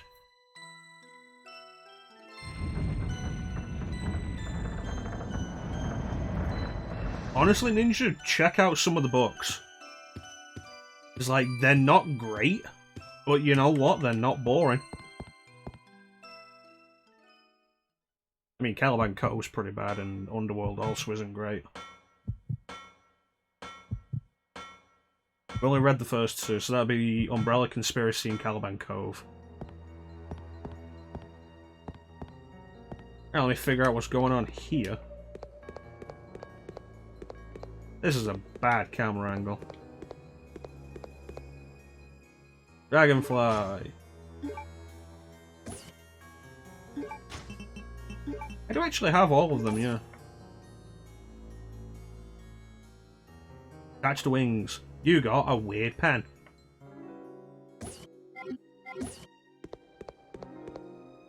Where's the mural? Is there any handgun ammo in here?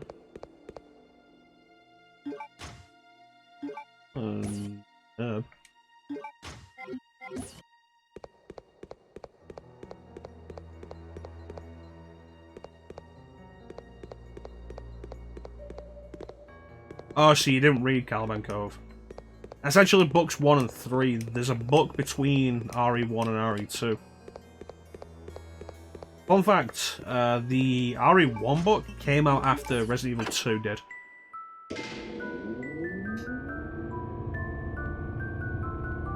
I don't remember, it's been a while.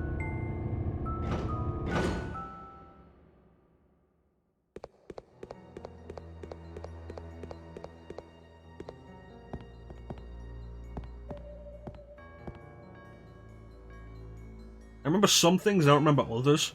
Like, I remember Jill's the daughter of a legendary cat burglar.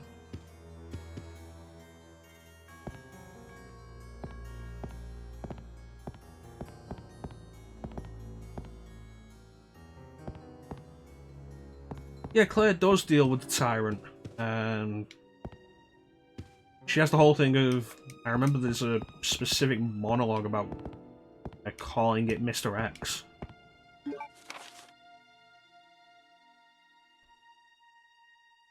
Newspaper clip. 10-year-old girl genius graduated at the top of her class from a prestigious university.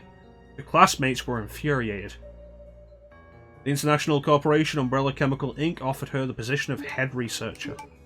Immediately out of university?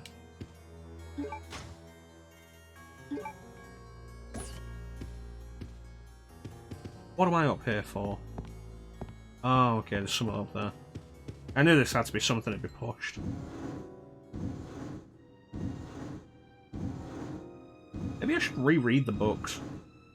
And you know, I never did read 0 Hour, the novelization of Zero. Confession letter. Alexia, my sister, is a genius and possesses unmatched beauty. Kinda weird that you'd think of that as a brother, dude. She's everything to me. I would overcome any obstacle and be willing to risk my life for her. For Alexia, I must revive the glorious Ashford family which fell during the era of my father Alexander. Together we will restore our family name. Once that has been achieved, I will build a palace where only nobles may gather. I cannot allow the unwashed to see my dear Alexia, to whom my life is devoted to. She reigns the world as queen. That doesn't make sense, does it? Like, reigns over the world? Rules the world? Yeah, you've shown me that, Bane. I think you probably showed me that during a stream. That was a weird thing. She reigns the world as queen, with I as her servant. That is my dream, and how sweet it will be. Those accomplishments will be the proof of my love toward Alexia. It is the purpose of my existence. All other people are meaningless, and they shall soon prostrate themselves before Alexia and I. Devoted to my beloved Alexia, Alfred Ashford. There we go, the final proof.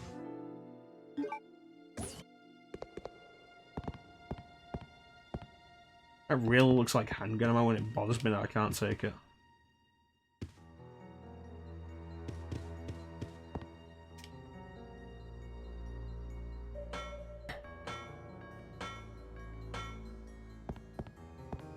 Okay, can I just go down the ladder, or do I need to move the thing again?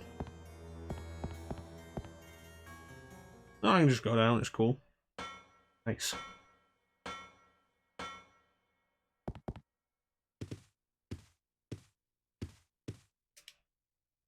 Claire Redfield, hold it right there. We meet each other at last. A pity I must say goodbye so soon. I am Alexia Ashford. For the pride of the Ashford family, I will kill you. Will admit, when I first played this game, like, the story was incredibly engrossing, though. Wait! What's going on? I was super interested in the story when I first played it. Steve!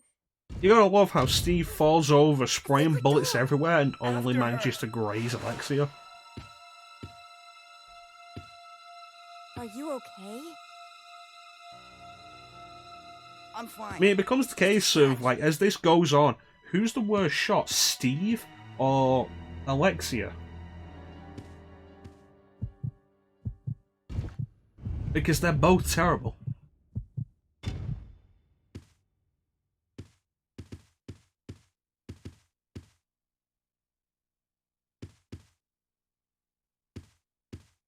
Lexi's dress is abandoned here. She must be naked.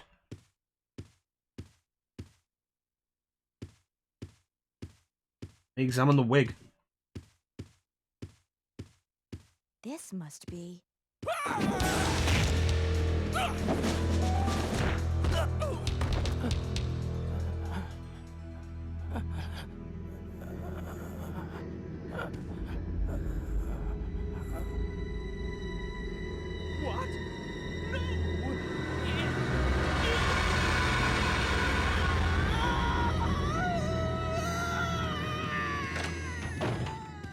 Wait Should a have just second. shot him. What just happened?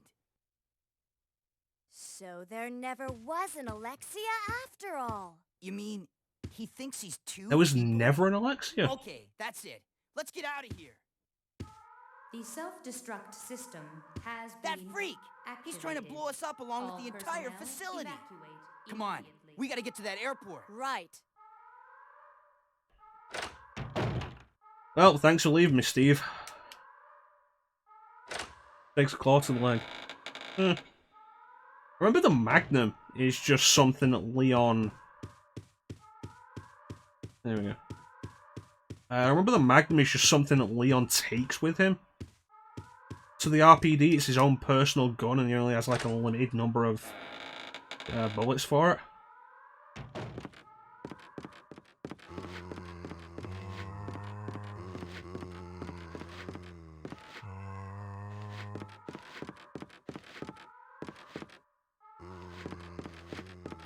This might be nasty. Alfred is Alexia. It's like Zay, like, when I first... Why can't I go down the stairs? Because there's a zombie coming up.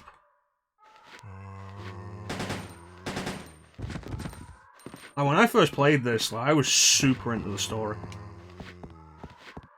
The bullets in here. God damn it.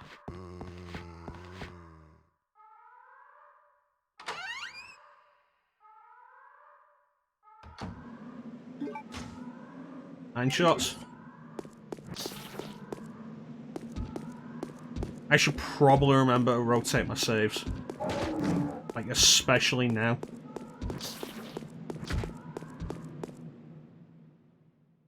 Boy, I hope they didn't respawn zombies here.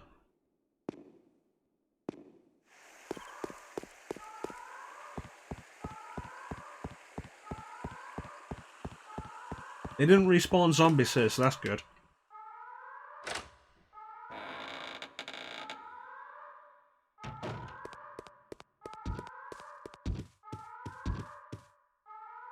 See you later, Bandersnatch.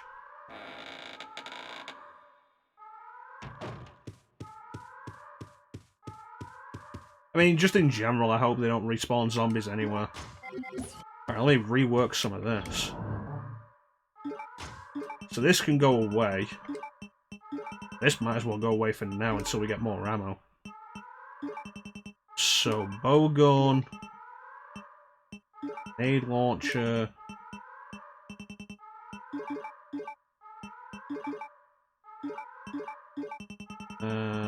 Grab this, put this further down. I'm gonna want that first aid spray.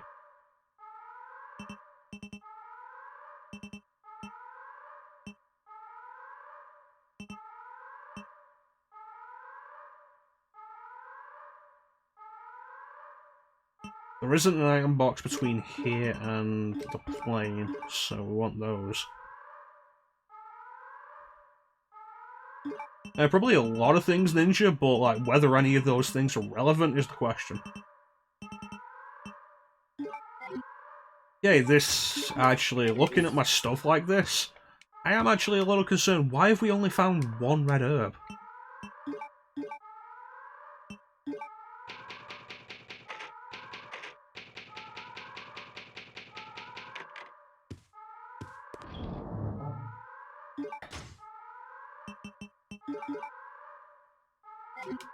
And the fact that we're on the bowgun as our main weapon right now is certainly concerning.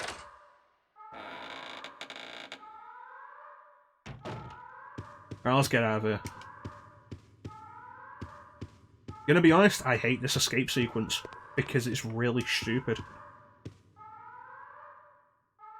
We'll find out why after these messages. Claire! Yeah, music's good. Named survivors. We'd better get out of here too. Right. So where were all Let's those go. other people that are apparently alive? The self-destruct system has Because you know there's got to have been quite a few, because that's supposed to be how the T-virus leaks into the Antarctica base. Isn't it? We gotta get to that airport. the self-destruct system has Alright, thanks for joining us, Lino. You take care, man. Have yourself a good night.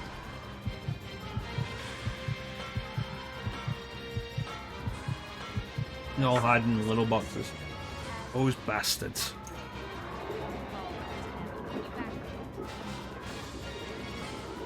I'll be honest, I'm not overly concerned about the Tyrant fight, it's everything around that. the self-destruct system has been activated. Maybe plane Tyrant a little bit, but like, I'm gonna save on the plane. Yeah, I'm right, I'm gonna save on the plane.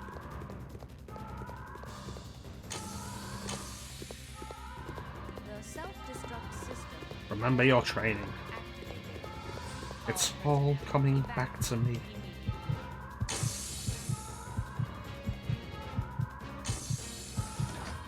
The self-destruct system has been activated. All personnel evacuate. I can't believe it's still catching me off guard that this game doesn't just let you hold the fire button. There is another red.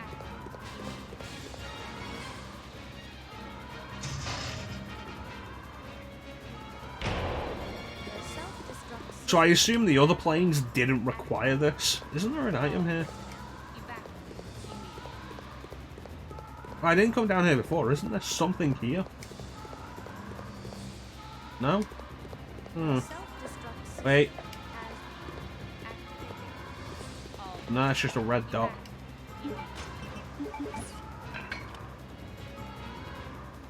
Chuck Redfield. The self-destruct system has been activated. All personnel evacuate immediately. You could call Chris Chuck Redfield. You call him Chuck Rock. The self-destruct system has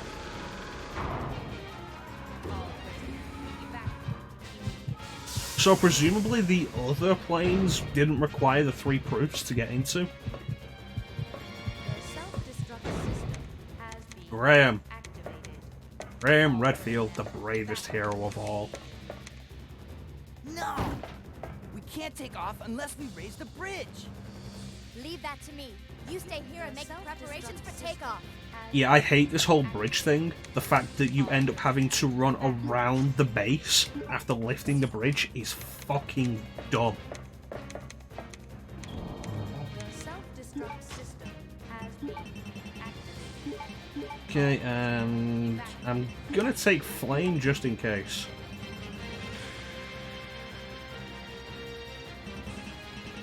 The self-destruct system has been activated. All personnel evacuate immediately. Hey, it's Batgirl. How you doing, Batgirl? The self-destruct system has been activated. All personnel evacuate. You know, I feel that statement might be a lie, but I'm not gonna pry into it because I don't have proof. The self-destruct Yeah, this whole bridge thing is dumb. I hate it. all personnel evacuate. God, I can't believe that guy didn't get me.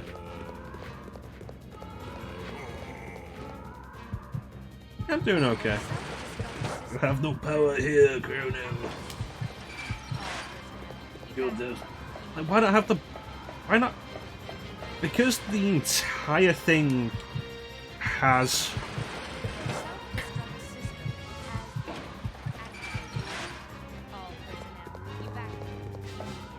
Because the lever to turn to raise the bridge is on the other side of the bridge for no reason. Instead of like... There should be like 2 switches. But the entire thing means we have to go around the island completely.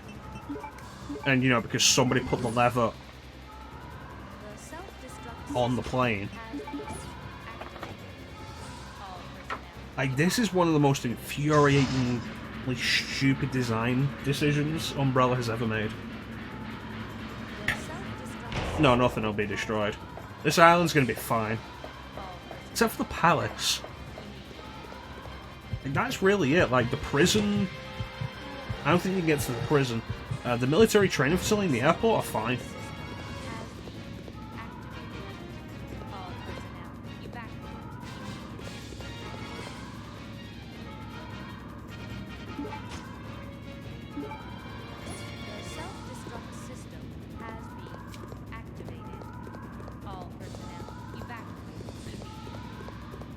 And, you know, Alfred probably is the one that's, where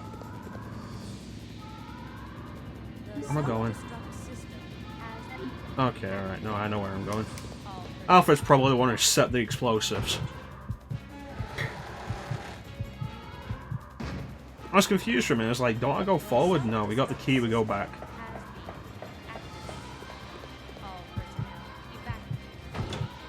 Got a cheap deal.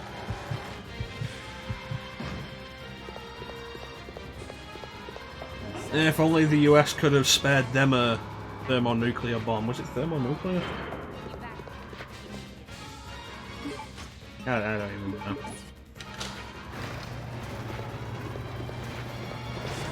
Yeah, we're actually playing this on an actual Dreamcast though, Batgirl. With a special Dreamcast controller.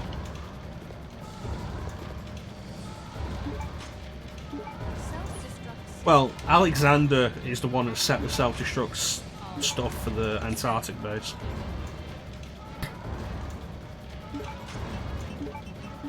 Combine that, just in case. Is that handgun bullets? That's handgun bullets. Take that. Oh, there is a box here.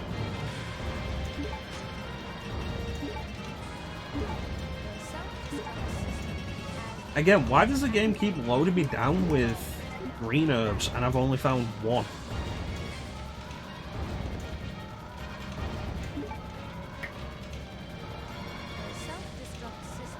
Check it out. Special Dreamcast controller with a VMU and the vibration pack. And look at that. Where's it on? The logo on the VMU. Look at that. I know the camera's probably going to go all blurry as it refocuses. So what I'm going to do is flip it on and off.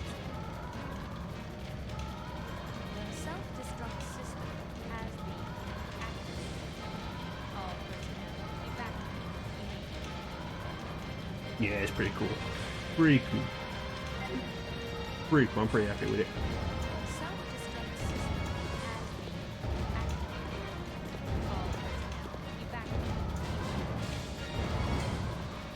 Thank you, Ninja. I don't foresee having any real issues with Tyrant. It's plain Tyrant that I'm actually concerned about. Dude, sometimes you gotta show off controller.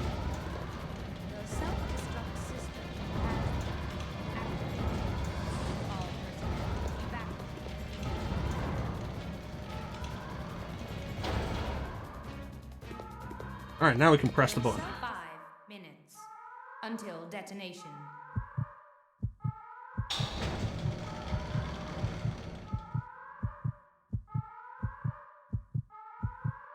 It's only Steve. Only Steve. I will not allow you fools to escape. This is what you get for trying to oppose me.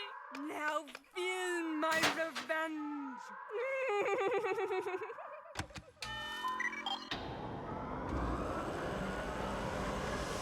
There we go, the boxing Tyrant.